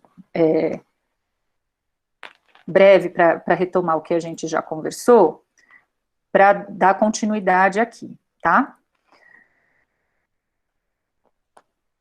Acho que deve estar chegando para vocês aí, então, agora. Outra. No encontro passado, a gente foi falando de questões mais conceituais, para a gente conseguir identificar e acolher as vítimas de violência na escola, e aí a gente conversou sobre essa imagem, sobre o poema do Tiago de Mello, eu destaquei, né, a importância de vocês continuarem resistentes e dessa opção admirável, que a gente percebe muito presente na educação, de vocês falarem da dor que vem para ajudar a ter fim, né? A gente conversou sobre o currículo, sobre a potência da escola no olhar sobre o pleno desenvolvimento da criança, falamos do nosso papel na proteção infantil, do nosso papel para identificar os sinais, né, para a gente proteger a criança. O que a gente faz? A gente identifica os sinais para ajudar a romper o ciclo e constrói conhecimentos de prevenção, né? E aí, para isso, a gente usou a metáfora das lentes de zoom, né, para mudar o nosso olhar, porque cada caso é um caso singular, demanda uma lente diferente nossa, um olhar diferente para a gente poder identificar esses sinais,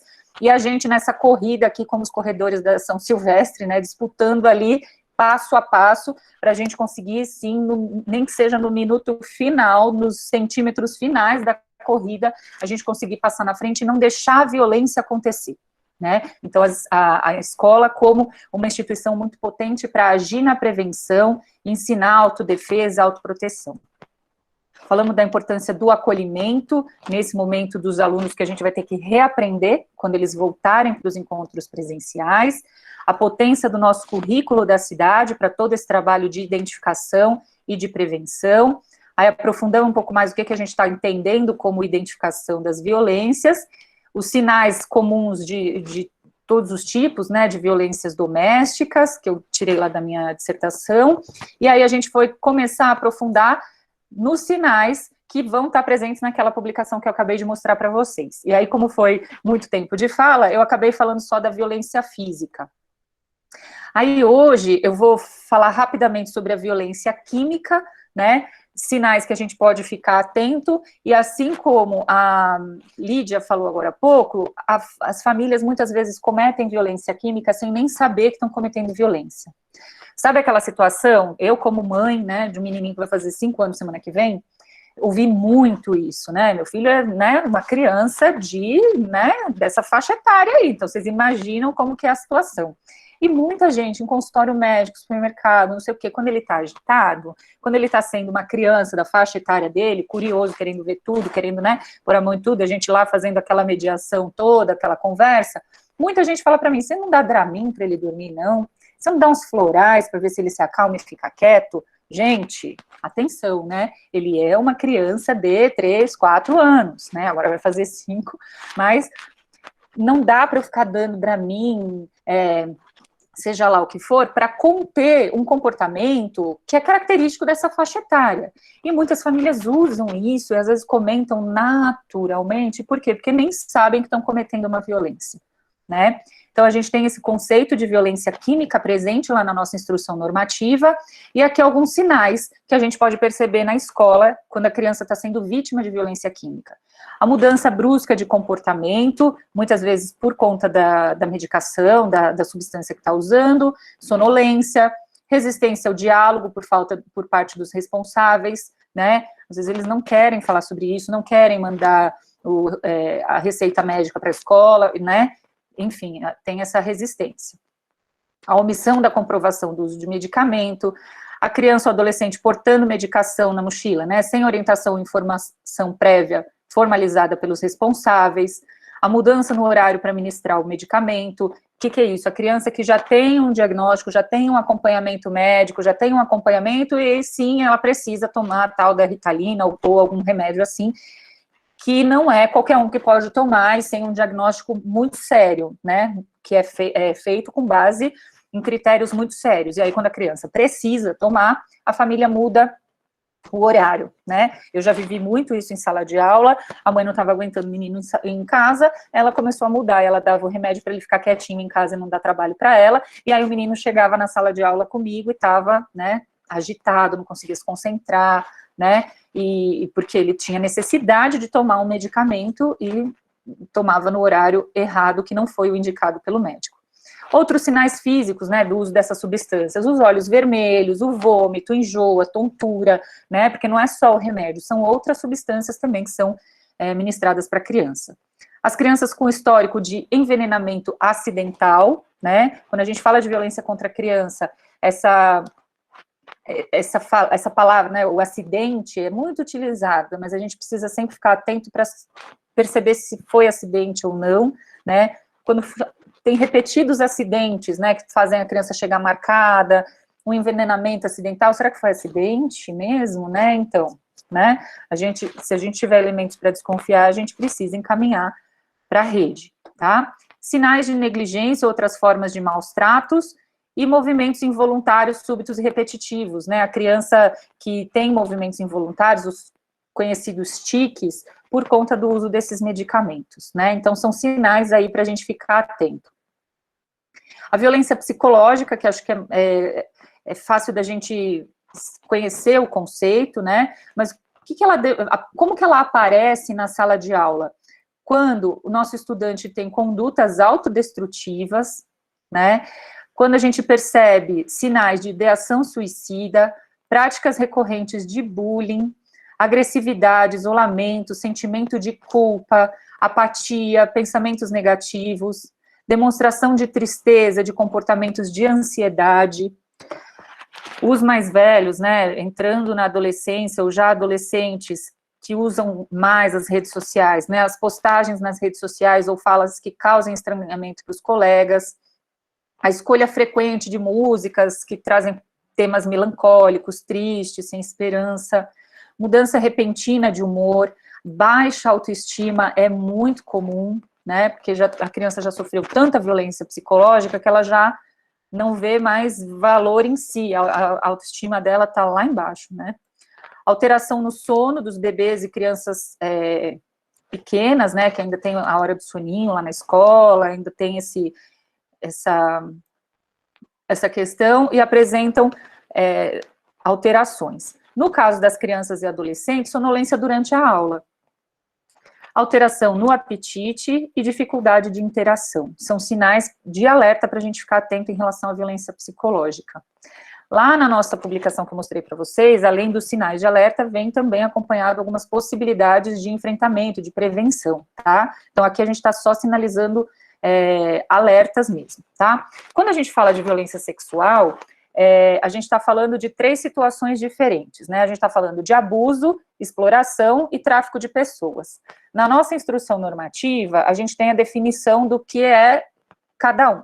Mas para a gente perceber os sinais, eu vou falar bem brevemente, bem superficial, mas só para a gente poder fazer a conexão com os sinais. O abuso não precisa ser a tal da conjunção carnal, como fala a legislação, né, gente?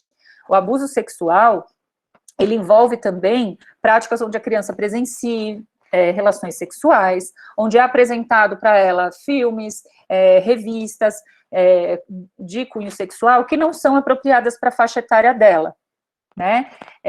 As interações online, né? Quando a criança tira fotos ou é convidada a mostrar partes íntimas do seu corpo, isso tudo compõe aí o conceito de abuso sexual.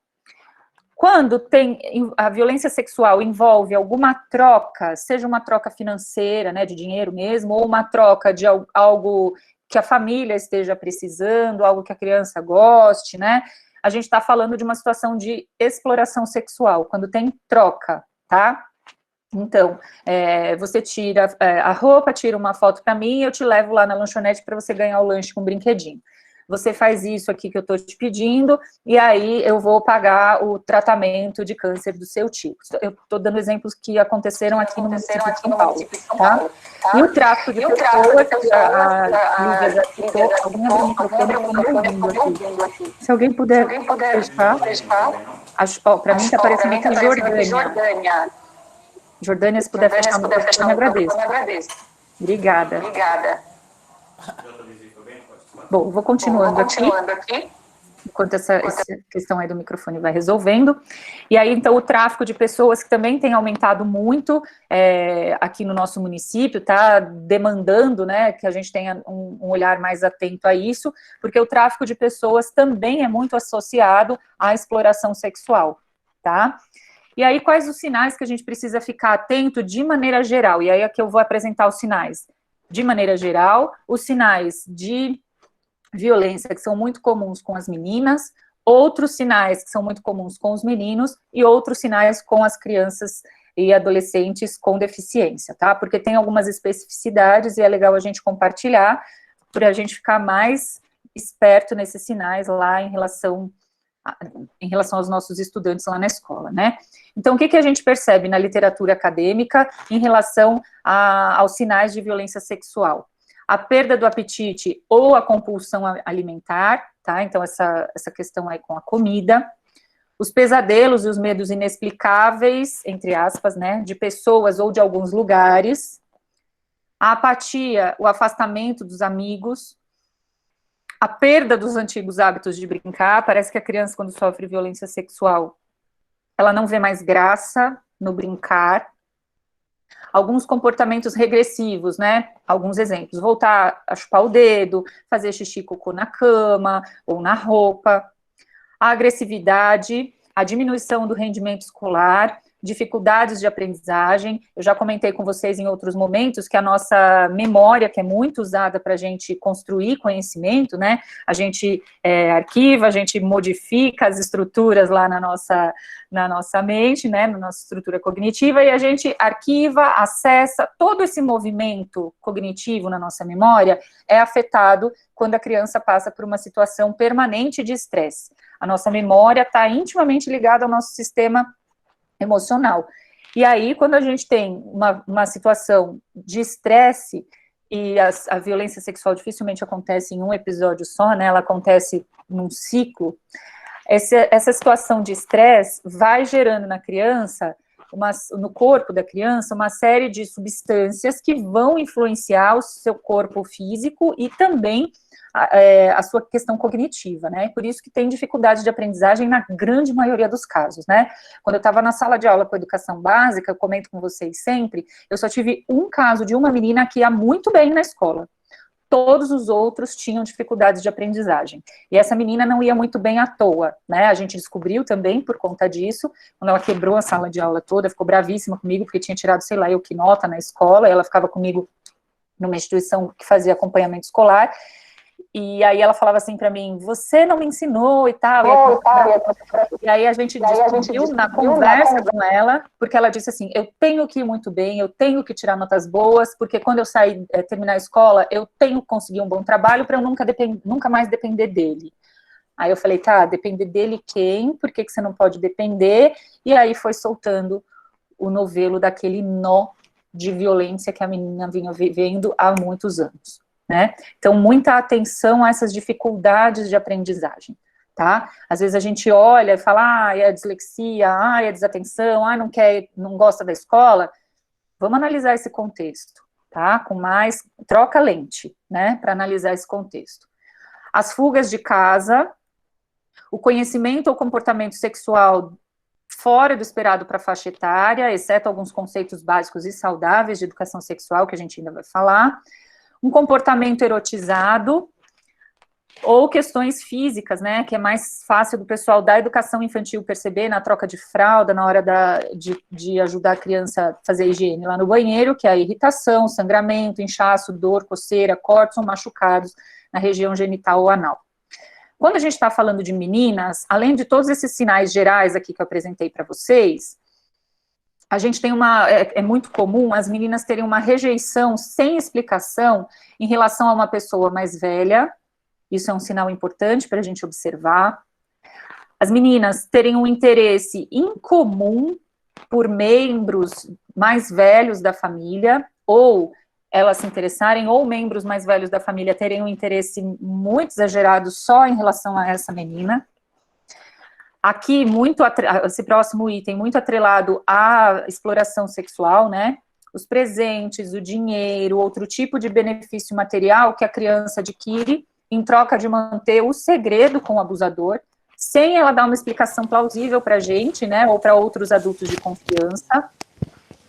A mudança nos hábitos de se vestir, tanto aquelas meninas que, quando são vítimas de violência, querem se esconder, e aí vem com a touca, vem com a blusa, querem, né, o cabelo tá sempre assim, que a gente observa, ou as meninas que são levadas, manipuladas pelo abusador e se apaixonam pelo abusador, e acreditam sim que ele vai largar a esposa e vai se casar com ela, então ele seduz a menina, e ela acha que ela vai se casar, então ela quer mudar o seu hábito de se vestir, então ela se arruma mais, tem uma vaidade mais exagerada em relação ao que ela tinha até, sei lá, um mês atrás, né? Ela muda os hábitos de se vestir, muda o jeito de se cuidar. Ou por uma relação ruim com o seu corpo, quando ela não quer mais, não aceita mais o seu corpo, já criou uma relação de asco, né, de horror, né, é comum muitas vítimas falarem que se sentem sujas, né, então elas têm uma relação muito ruim com o seu corpo. Ou o contrário, elas se apaixonam pelo abusador, e aí elas querem se arrumar para agradar o abusador. Uma mudança também repentina de cuidados ou descuido com o corpo, sem explicações plausíveis, né, ou condizentes com a faixa etária, que também tem relação com essa coisa dos hábitos de se vestir, né, mas aí a gente está falando de cuidado com o corpo mesmo, a menina que quer engordar, a menina que quer emagrecer, né. Aí a gente vê muito isso na sala de aula, desenhos, redações ou outras formas de expressão com tema recorrente voltado para as relações sexuais, o interesse público e exagerado por questões sexuais, questionamentos detalhados sobre relações sexuais que vão além do esperado para a faixa etária, né? Aquelas meninas que chegam para o professor de educação física e vão perguntar, às vezes, sobre posições de relações sexuais, né? Que a gente também já ouviu isso em relatos de professores, né? é uma coisa muito exagerada para aquela faixa etária, né? Então, a gente precisa ficar atento, porque é um sinal importante. Conhecimento de detalhes de relações sexuais, e aí aqui, que tipo de detalhes, né? Cheiros, sensações, reações, que não era para a criança saber nessa faixa etária, tá? Brincadeiras ou cumprimentos com carícias sexuais que são incompatíveis com os hábitos culturais, né? Ou que firam a privacidade e intimidade do outro. A gravidez na infância e na adolescência. Teve um estudo da Faculdade de Medicina do ABC que observou que os casos de gravidez com meninas com menos de 14 anos, a grande maioria deles, agora eu não lembro o número exatamente, mas eu acho que passava de 80%, eram casos de violência sexual, né? E a gente, quando vê uma menina com menos de 14 anos grávida, fala assim, ó lá, piriguete, a gente já vai para o julgamento. Então, cuidado, tá? Cuidado com esse julgamento.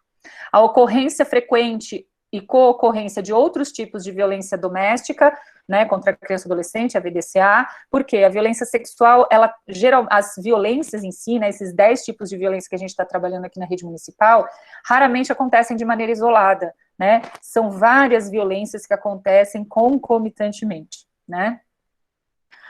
Um sinal em relação à violência sexual contra as meninas, elas apresentam também autoflagelo, cutting, né, quando elas ficam se cortando, ou outras formas de automutilação, a ideação suicida, a tentativa de suicídio, mudanças súbitas de comportamento, e aqui, prestem atenção, porque não é porque de repente a menina era toda, né, espoleta lá na escola, conversava com todo mundo, era toda popular, e de repente ficou quietinha, ai, tá quietinha, tá dando sossego, não vou falar nada, tá tudo bem.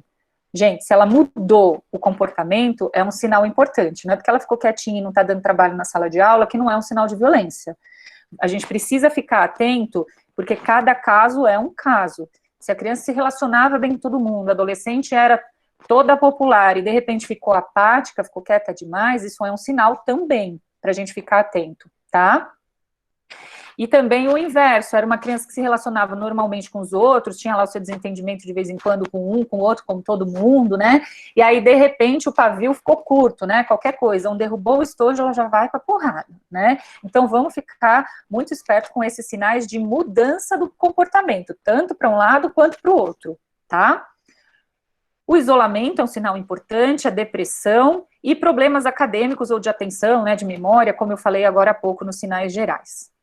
André, eu não quero passar muito do tempo, mas só vou concluir aqui os meninos e os deficientes, tá? Nos meninos, desculpa, combinado. Todo mundo aqui tá falando que fala muito, mas eu também falo demais, viu, gente? Chicão, Lídia, não se preocupe, porque eu também falo mais do que o homem da Cândida. Bom, dificuldades esfincterianas é um sinal importante dos meninos, né? Tanto quando tem uma violência sexual com penetração anal, ou quando não tem a penetração anal, não há fissura anal, nada disso, mas por uma questão emocional, ele tem dor de barriga, ele não consegue controlar o cocô, tá? Dores abdominais, dores no corpo, a inconstância no comportamento, né, que eu falei, eles saem de uma situação de retraimento e vão para a explosão de fúria repentina, um nível de curiosidade sobre a sexualidade que também não é condizente com a faixa etária, a necessidade de domínio em relação a crianças menores ou com comportamento passivo, e aqui eu gosto de indicar o livro Caçadores de Pipas, porque ali tem uma situação de, olha eu dando spoiler do livro, quem não leu, né, tem uma situação de violência sexual importante ali, né, que está muito bem caracterizada, e os meninos que tinham uma necessidade de domínio em relação às crianças menores ou com comportamento mais passivo. Ali é muito bem ilustrado isso, então quem não leu, leia, quem quiser ver o vídeo, o filme pode ver também, não querendo falar mal do filme, mas o livro é muito melhor. A recusa de participar de aulas, brincadeiras ou atividades em grupo, a ausência de resposta dos adultos, né? Às vezes a gente tá falando com o menino e ele tá olhando pra gente, você entendeu o que eu tô falando? E o menino tá assim, você entendeu o que foi que eu falei pra você? Aí, e ele tava olhando pra você. Por que que isso acontece, né? Essa ausência de resposta, essa desatenção e a perda de orientação espaço-tempo. Porque essas memórias recorrentes da violência vivida, elas perturbam a vítima, né? Elas ficam atrapalhando a cabeça da menina e do menino principalmente, nesse caso. Por quê? porque além de tudo isso que a gente já falou das meninas, que é muito prejudicial para o seu desenvolvimento, no caso dos meninos, eles têm toda essa situação que as meninas também vivem, dessas memórias recorrentes da violência vivida, e ainda tem que lidar com a confusão quanto à identidade sexual, porque quando eles são abusados por um homem, o abusador tende a construir com ele uma manipulação que diga assim, você gostou, você quis, você não resistiu, eu não te bati, então se você quis é porque você é homossexual, então eu vou falar para todo mundo, você vai ser taxado, e aí eles, né, você vai ser visto como homossexual aí no seu território, na sua escola, o que seu pai e sua mãe vão achar. Então, em relação aos meninos, ainda é muito presente isso nos relatos deles, quando eles já estão lá na frente em acompanhamento psicológico, tá?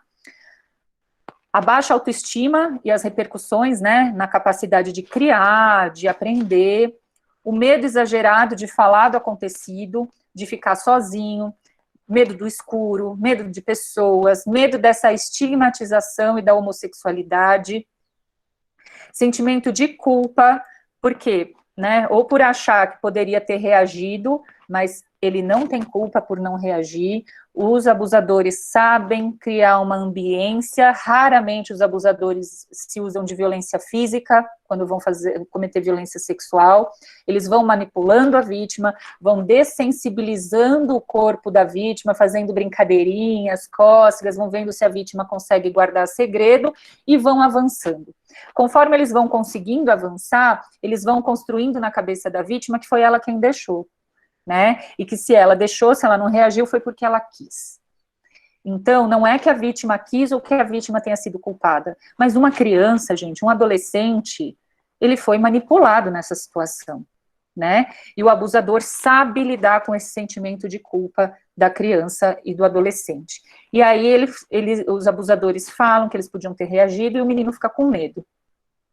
Medo da própria família, né, responsabilizar o menino pelo ato abusivo, ou quando eles revelam o abuso, quando foi abusado por alguém da família, falam, tá vendo, por que você tinha que ter falado, por que você tinha que ter contado, e culpabilizam a vítima, sim, pelo afastamento do abusador da família, né, porque quando entra o conselho tutelar, entra a polícia, faz a investigação, né, e tem essa necessidade de afastamento do abusador da família, se o abusador é alguém que contribui economicamente, esse menino é muito comum que ele seja culpado pela família por uma situação de vulnerabilidade econômica, tá? O nojo de si mesmo e a preocupação com a limpeza, eu já vivi muito isso em sala de aula com os meus alunos, meninos que eram abusados e tinham, assim, muita mania de limpeza com tudo, eles eram extremamente cheirosos, viviam muito bem arrumados, tinha uma sujeira, uma meleca na sala de aula, era eles que limpavam, né, porque tinha uma preocupação e mania até de limpeza.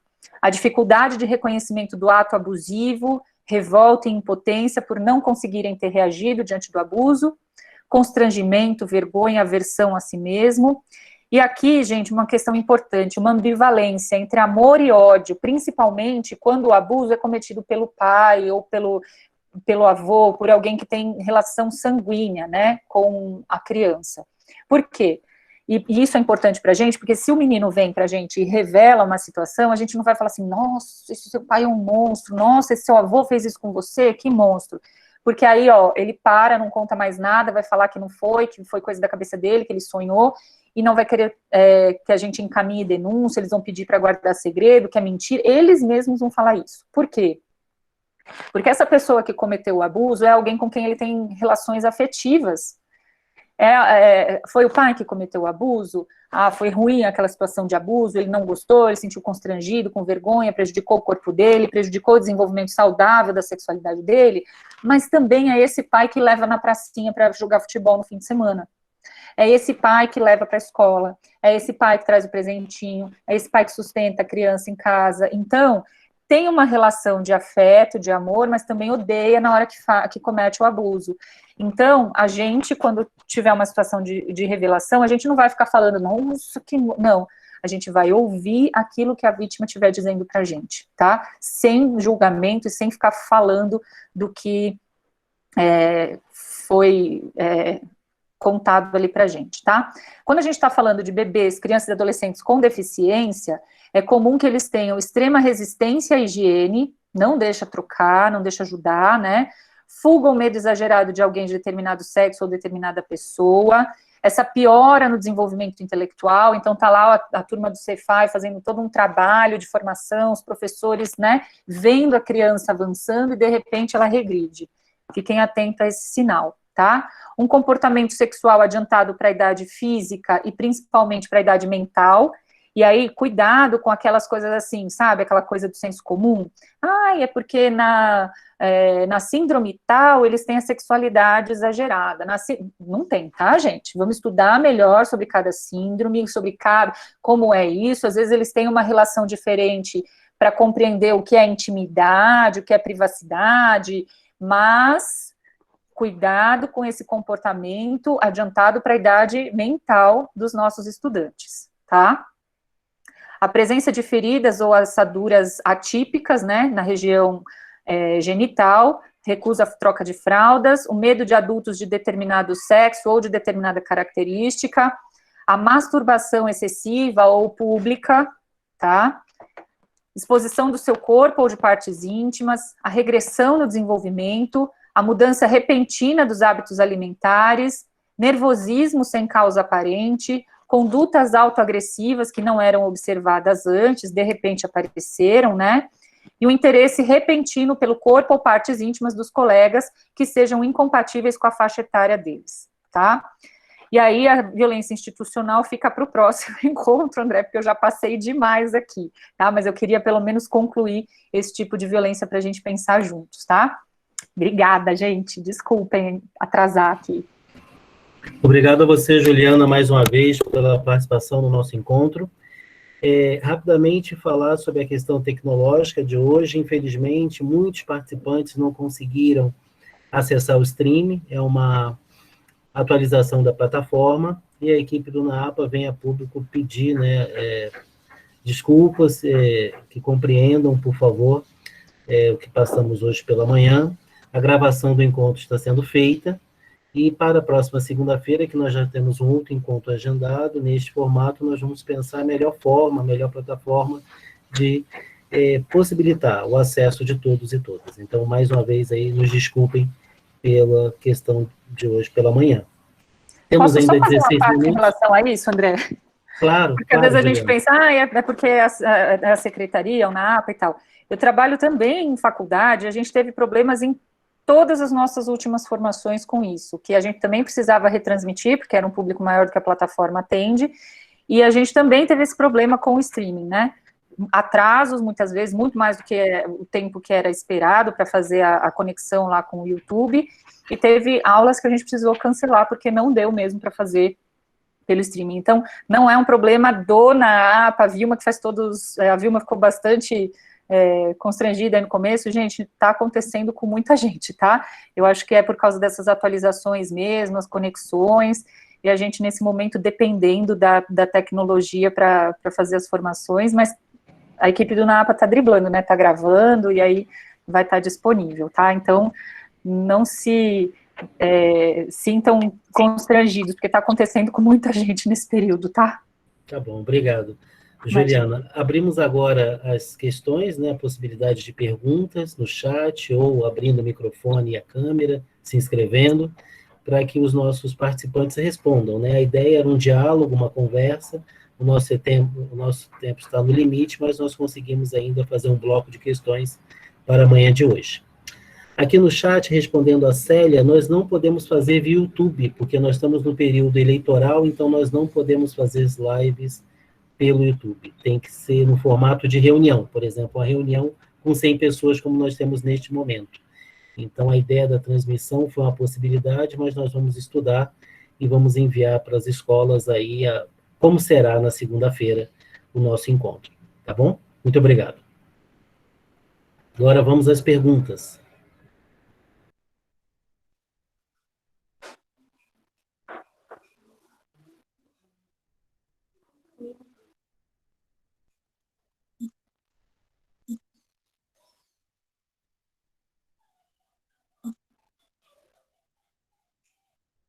Maria do Carmo, você quer fazer uma pergunta?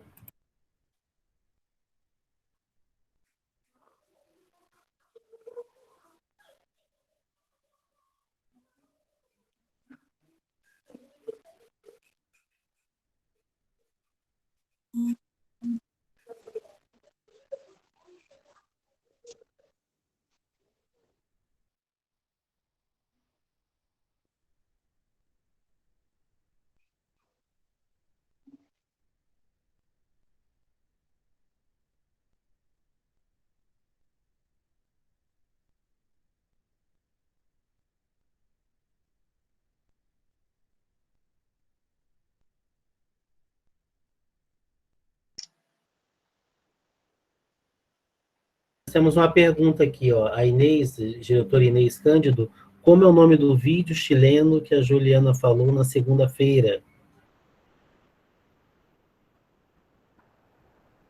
Oi, André, eu vou pegar aqui no outro...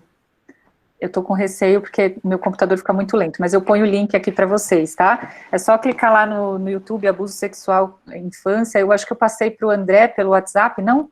Acho que pode ser mais rápido do que eu tentar acessar pelo YouTube. Peraí que eu já ponho aqui no chat para vocês, tá? Combinado.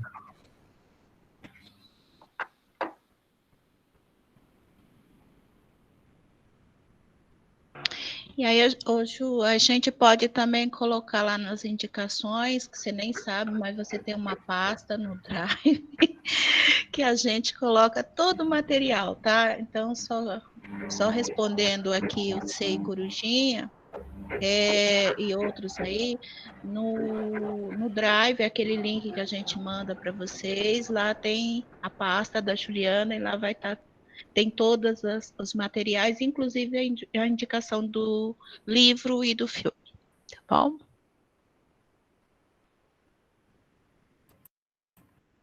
Perfeito, muito obrigado. Vilma.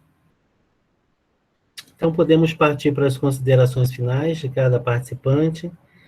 Temos uma pergunta da Inês.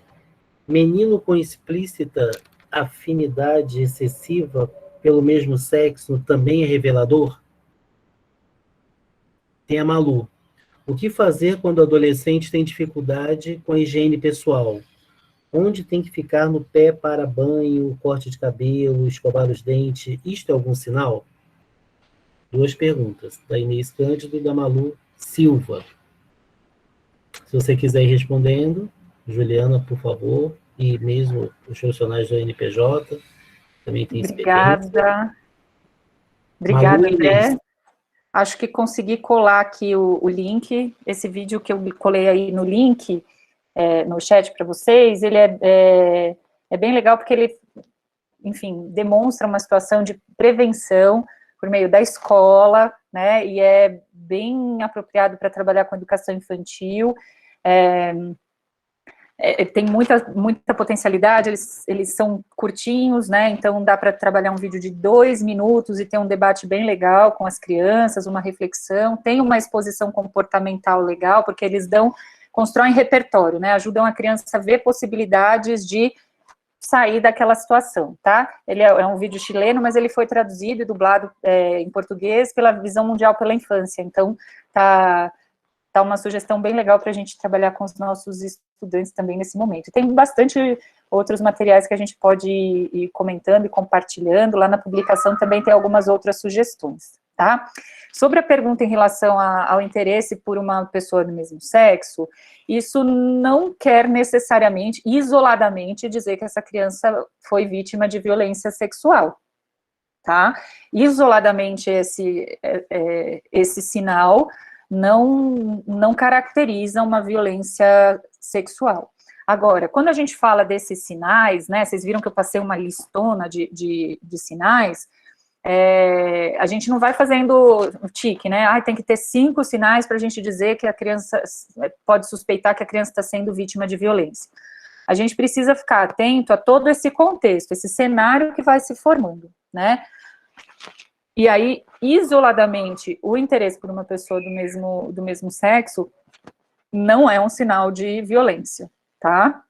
Agora, um interesse exagerado só quer brincar com... As brincadeiras só têm conotação sexual, só quer brincar, só fica tocando as outras crianças nas partes íntimas, só quer ficar se esfregando na outra criança. Isso é um sinal muito mais revelador para a gente de atenção e prestar atenção nos outros sinais, no contexto como um todo, do que o interesse por uma criança ou um adolescente do mesmo sexo, tá? A outra pergunta, André, eu estava colando aqui o link, eu não consigo me lembrar bem. Eu vou falar para você. O que fazer é da Malu Silva. O que fazer quando o adolescente tem dificuldade com a higiene pessoal? Onde tem que ficar no pé para banho, corte de cabelo, escovar os dentes. Isso é algum sinal? Da Malu Silva.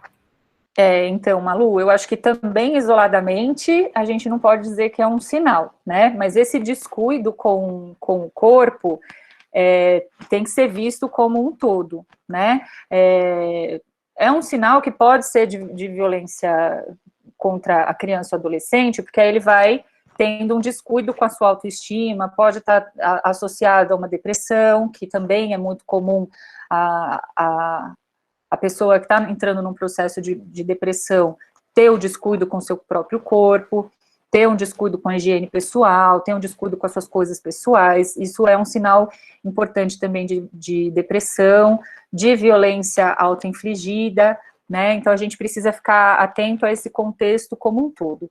Agora, isoladamente, também não dá para dizer que isso é um sinal de violência autoinfligida, porque o adolescente também está testando né, esse novo corpo, essa nova situação, né, esse novo lugar na sociedade, esse lugar que ele não é mais criança, mas também não é adulto, esse lugar que ele sabe que ele vai ter que ter outras responsabilidades logo, vai ter que, né, se encontrar nesse mundo adulto. Então é muita informação para a cabeça do adolescente, e eles acabam, sim, muitas vezes negligenciando, tentando entender esse corpo e esse outro lugar, né, em que eles estão, fora todas as mudanças, né, que eles sofrem, as mudanças hormonais, as mudanças do próprio corpo. Eles, às vezes, demoram para reconhecer, né, o próprio corpo, às vezes não conseguem lidar com o próprio corpo, né, aqueles casos de adolescentes que, de repente, começam a quebrar, tudo que pega na mão, deixa cair e quebra. Por quê? Porque ele ainda nem se habituou com esse crescimento repentino do corpo, né. Eu já ouvi algumas situações de adolescente que, de repente, começa a quebrar tudo, mas por quê? Porque ele não está ainda, ele mesmo, dentro do próprio corpo, não está acostumado com esse novo tamanho, com esse novo cheiro, esse novo cabelo, tudo muda na adolescência, né? Então, a gente precisa ter um olhar para essas mudanças que são características da adolescência e prestar atenção no contexto como um todo. Será que ele está negligenciando outros aspectos da sua vida? Como é que está essa situação da negligência com os cuidados pessoais, com a higiene, né? Se é só uma questão de cuidado ou se está sendo um sinal importante aí para a gente ficar em alerta em relação à depressão ou a outros tipos de violências, tá?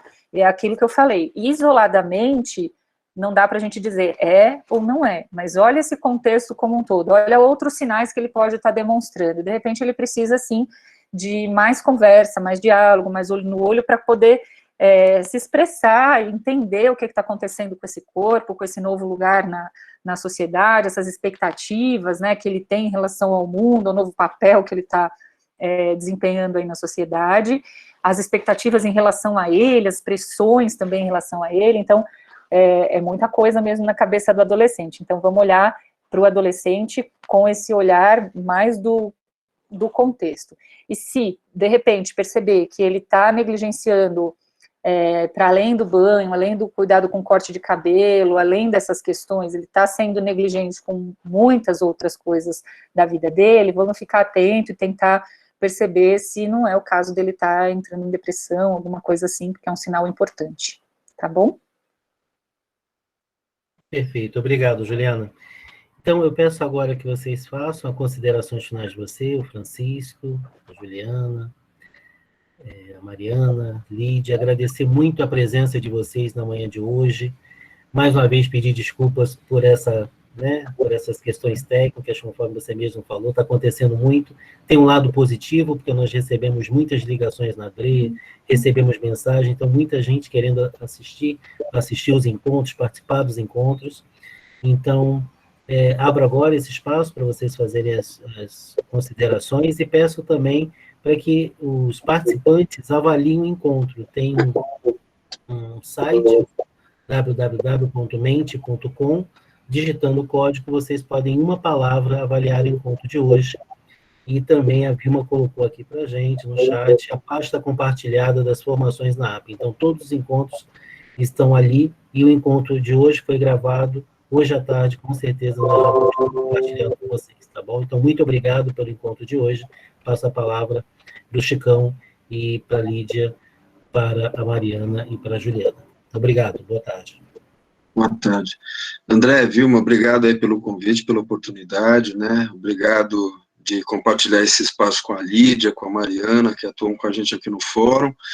Obrigado pela aula, Juliana, né? Quer dizer, oportunidade ímpar para a gente também, que eu trabalho em escola particular, né?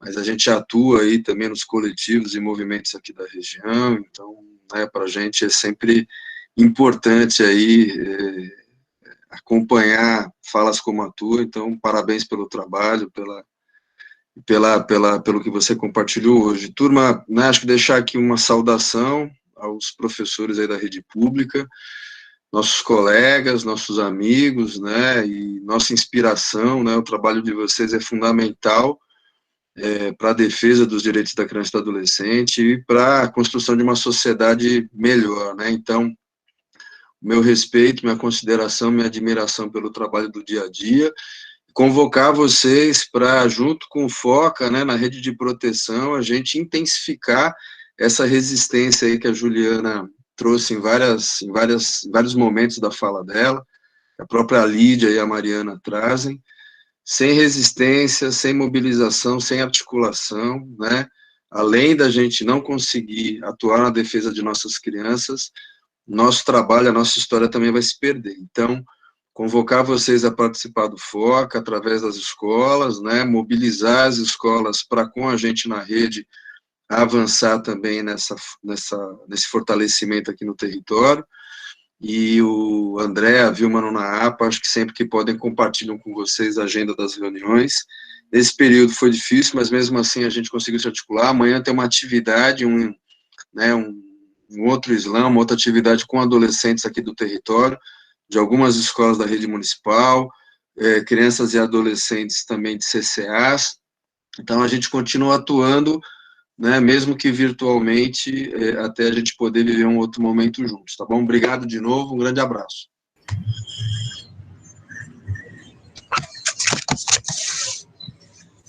Eu agradeço o convite aí, para a gente do NPJ, né, falar um pouco mais sobre a gente. Acho muito importante essa articulação, né, com a rede, com a educação, com as escolas. Eu, né, e o NPJ nos colocamos à disposição aí para alguma discussão de caso que se fazer necessária, né, se quiserem ligar, mandar um e-mail para tirar alguma dúvida, a gente está aí disponível para vocês. Obrigada e boa tarde. Gente, também queria começar agradecendo, né, acho que é muito bom ouvir também, agradecer os companheiros aí de mesa virtual, né, acho que é sempre bom ouvir, a gente sempre aprende muito. Agradecer muito o convite do NAP, eu acho que isso é muito importante para a gente conseguir pensar essas saídas mais coletivas, porque acho que quando a gente está individual ali, o sofrimento acaba sendo grande, e acho que pensar que a gente pode, assim, a gente está, depois eu fiquei pensando, ficou meio pessimista essa fala, com a falta de recursos, mas assim, acho que dentro do que a gente, acho que esses encontros servem para a gente pensar, dentro do que a gente tem, como é que a gente consegue trabalhar, e que saída juntos a gente encontra para melhorar isso. Acho que é um pouco, não na desistência mesmo, acho que o momento é difícil, exige olhar atento para algumas questões, mas a gente saber que tem colegas, e acho que a escola é um lugar muito privilegiado para a gente pensar junto, para a gente olhar para esse cuidado na infância. Então, admiro muito o trabalho da educação, acho que vocês estão ali com as crianças e com as famílias todos os dias, eu sei o quanto isso não é fácil. Então, como a Mariana disse, a gente está aí o que precisar, enfim, né, dentro do que a gente tem de recurso, como é que a gente faz, como é que a gente cuida de todas essas violações, enfim. É agradecer mesmo e dizer que a gente está disponível mesmo para o que precisar. Obrigada pelo convite mais uma vez. Também quero agradecer ter composto a mesa com Chicão, Mariana, Lídia. Sempre é bom a gente perceber que a gente está junto nessa luta, né? E junto com tantos professores comprometidos, essas formações que as pessoas ficam querendo participar e o tempo inteiro mandando mensagens, né? Olha, eu queria mais, eu queria ao vivo, eu queria no YouTube, eu queria num estádio de futebol, né? Só falta o estádio de futebol, porque é muita gente querendo ter mais informação, mais formação, pensar mais junto essas possibilidades de enfrentamento às violências, né? E pensar junto como é que a gente tece essa rede, se aproxima, né, do NPJ, participa mais do FOCA, porque são possibilidades que a gente está encontrando e está tecendo nesse momento no território do Butantã e que são muito pertinentes para esse enfrentamento às violências, né? Então, acho que não se sentir sozinho nesse momento é fundamental, né? Para esse momento que a gente é convocado a reaprender os nossos alunos, reaprender o fazer da educação e reinventar esse mundo, né? Com todas as demandas que ele traz, com todo o olhar mais atento que a gente vai precisar ter para os nossos estudantes, as situações de vida que eles passaram nesses momentos de isolamento social, de pandemônio, da pandemia, eu brinco com esse termo, né, mas tudo muito confuso, tudo muito incerto, luto coletivo, isso tudo mexeu muito também com os nossos estudantes, né, então, a gente poder ter mais gente junto, mais gente perto, para ajudar a tecer essa rede e, de fato, a gente proteger a dignidade humana das nossas crianças e adolescentes, né? Muito bom compartilhar com vocês e muito bom ver tanta gente atenta e presente aqui, querendo compartilhar, e é o que eu sempre digo, né, gente? Essas formações assim, vocês têm que pegar essa gravação e viralizá-la na escola, né? Pode compartilhar, porque a ideia é a gente somar cada vez mais pessoas comprometidas com a infância, tá bom? Obrigada a todos e a todas, muito bom poder compartilhar essas lutas com vocês. Obrigada, viu? Gente. Muito obrigado. Obrigada, Excelente André, reunião de trabalho. todo mundo aí. Até a próxima semana. Tchau, Forte abraço. Gente. Obrigada. Até, gente. Obrigado, parabéns. Tchau, tchau. Tchau, tchau. Deixa eu compartilhar a nuvem, posso? Por favor. Adoro, Vilma. Avaliação do nosso encontro, como foi?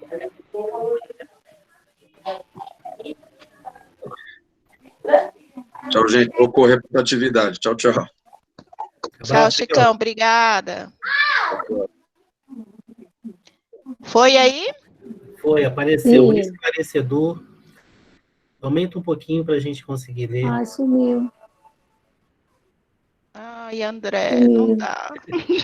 Mas a principal palavra foi esclarecedor. Esperamos realmente que o encontro de hoje tenha sido esclarecedor para todos e todas. Muito obrigado. Forte abraço. Tchau, obrigada por tudo. Obrigada, gente. Tchau, tchau. Até a próxima. Tchau, obrigada, Ju. Obrigada a todos e todas que estão aqui.